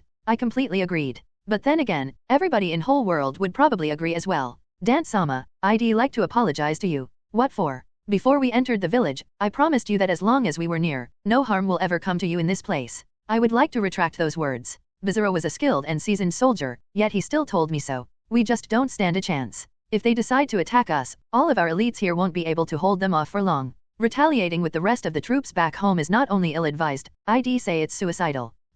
I vaguely suspected it already, but it was undeniable now. This village really did have more war potential than any place called a village could possibly have. I can't believe that they have so many people with combat-type and magic-type gifts. Especially if what they said is true, that most of the people here were refugees from the west and from our own territory. Maybe they can bless all of them without restriction? When I thought about it, there was a building that looked like a church. For some reason, they didn't talk about that building. Naturally, it seemed odd to me, but I didn't think much of it. I was overwhelmed as it was after all. But then, where can they have gotten a priest who will perform the rite? Without exception, all priests who had the gift called Oracle were all managed by the church. After all, to receive the gift of Oracle, the church had to perform a blessing on them first. I couldn't imagine the church agreeing to bless all of these villagers. However, if for some reason an exception was indeed here in this village, but supposing ordinary villagers can get blessed, will this many of them receive gifts? I'm not sure. The church has always claimed that even if commoners are given the right of blessing, less than 1% of them will receive a gift. If that's not true though, oh my. If, or rather when, the church learns of this village, they wouldn't remain silent. And unfortunately for this village, the church still had some level of influence even in this age of constant warring. So then, what do you plan to do with this village, Dan-sama? After reporting it to Lord Albert, of course. No, I won't even make a report. Really? Bazura stared at me with his eyes wide open. Lord Albert is currently busy preparing for his next war, so domestic affairs like this will likely be entrusted to Raoul-sama. and in the event that Albert House wins against the Schnegger House, it was highly likely for Lord Albert to stay in his newly acquired land and govern it at least for some time. If so, Raoul-sama would then likely be put in charge of all affairs in the present-day Albert territory. In other words, my report will almost certainly go through Raoul-sama first. I've heard Raoul-sama is quite antagonistic of his stepbrother, so I suspect he doesn't want Lord Albert to know of Luke-sama's success here. Thanks to having inherited sword master techniques, Raoul-sama was set to become the next lord of the Albert territory. However, it still wasn't impossible for Luke-sama to steal that away. Raoul-sama's going to try to crush this village before Lord Albert has any idea that it exists. While the church was a threat for this village, Raoul-sama undoubtedly posed a much more significant one. But Dance-sama, if it gets discovered that you tried to conceal the existence of this village, I was a servant of the Albert House at Novel bin Adat. If it becomes known that I acted on my own in this matter, my life would be over. Even so, I'm choosing to take a chance on this village on Luke-sama. As governor, I had always managed this land exactly as how the Albert House wanted me to. When I was told to impose heavy taxes on my people, I did so, sometimes through force. I had convinced myself that I had no other choice. Yet, cowardly as I was willing to take a chance on this village in the wastelands. Instead of Raoul-sama, I think it is Luke-sama who should become the next head of the Albert House. I think Luke-sama will be a greatest lord the land has and will ever have. Unbeknownst to Dant and Bizarra, there was someone lurking beneath the floor of the living room that they were in. Depending on their conversation, this lurker might make it so that the two would never be able to return to this village in this wasteland. In other words, thanks to Dant's declaration, he unwittingly escaped death. Good morning, Dant-san. Did you manage to sleep well last night? Ah, Luke-sama, good morning. Yes, thanks for the accommodations.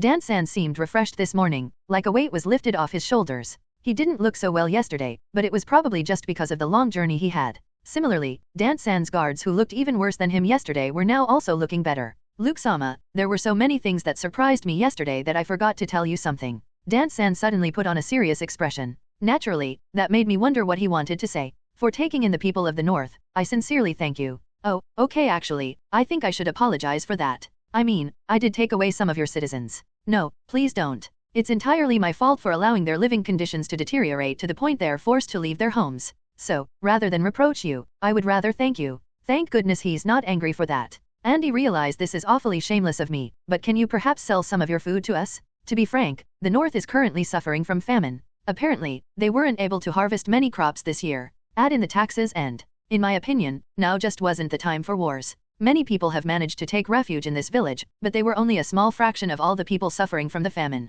Yeah, of course. We actually have more than we can consume right now, so you'll be saving us from wasting good food. You really don't mind? Yeah, definitely. If it turns out that we need more food, we can simply increase the number of our fields. Plus, given the nature of our fields, we're able to grow crops even in winter. The majority of our over 1,000 villagers worked in agriculture, so workforce wasn't an issue either. I'm really glad to hear that. However, the North lacks coin right now if possible. May we offer goods instead? Sure. Our village was made just recently, so there are so many things we still lack. We'd prefer it to be that way, to be honest. Thank you, Luke-sama. Dant-san said so and then bowed his head repeatedly. His family was the noble house that ruled this place before the Albert House took over, so unlike most governors who came from outside the territory they were assigned to, Dant-san truly and deeply cared for his people. This probably made his inability to oppose my father's directives even more vexing though at Novel bin Adat. Alright, so, how are we going to exchange goods? Should we send someone? I think it'll be more convenient for the both of us if I ask a trusted merchant company to send their merchants here to give you our goods.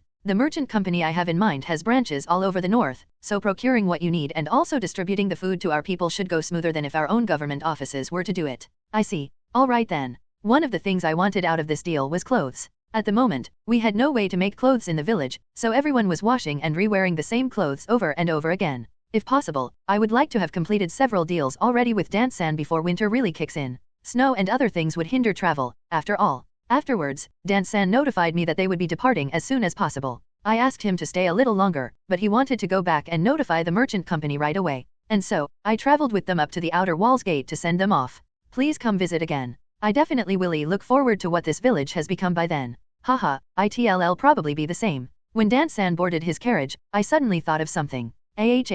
Traveling though this wasteland must be tough, right? I'll make a road for you. Excuse me? I made the road in the village stretch all the way to the end of the bumpy wasteland. I couldn't see all of it, but I somehow knew that it reached that far. Like this, even the merchants who would come here wouldn't have to suffer a bumpy journey. Thank you, Luke-sama, so much for remaining the same. The village has changed before I even left. Selin and her hunting group had gone out to hunt but still weren't back yet. The days have been getting shorter recently, so it would be dark before long. I hope they're alright. The hunting group has grown in number, so I was fairly certain they were running late for no real reason. However, when evening came and the surroundings became totally dark, I couldn't help but be anxious. So, when Satin reported that the hunters have returned, I became somewhat relieved. His next words made me worry again though. They say only about a third of them are here. Did something happen? I hurried toward the northern gate, the gate closest to the forest. Upon arriving, I did a cursory look. I failed to find Selen. I subconsciously went near Balrath-san, who was in the vanguard. What happened? Where's Selen and the rest?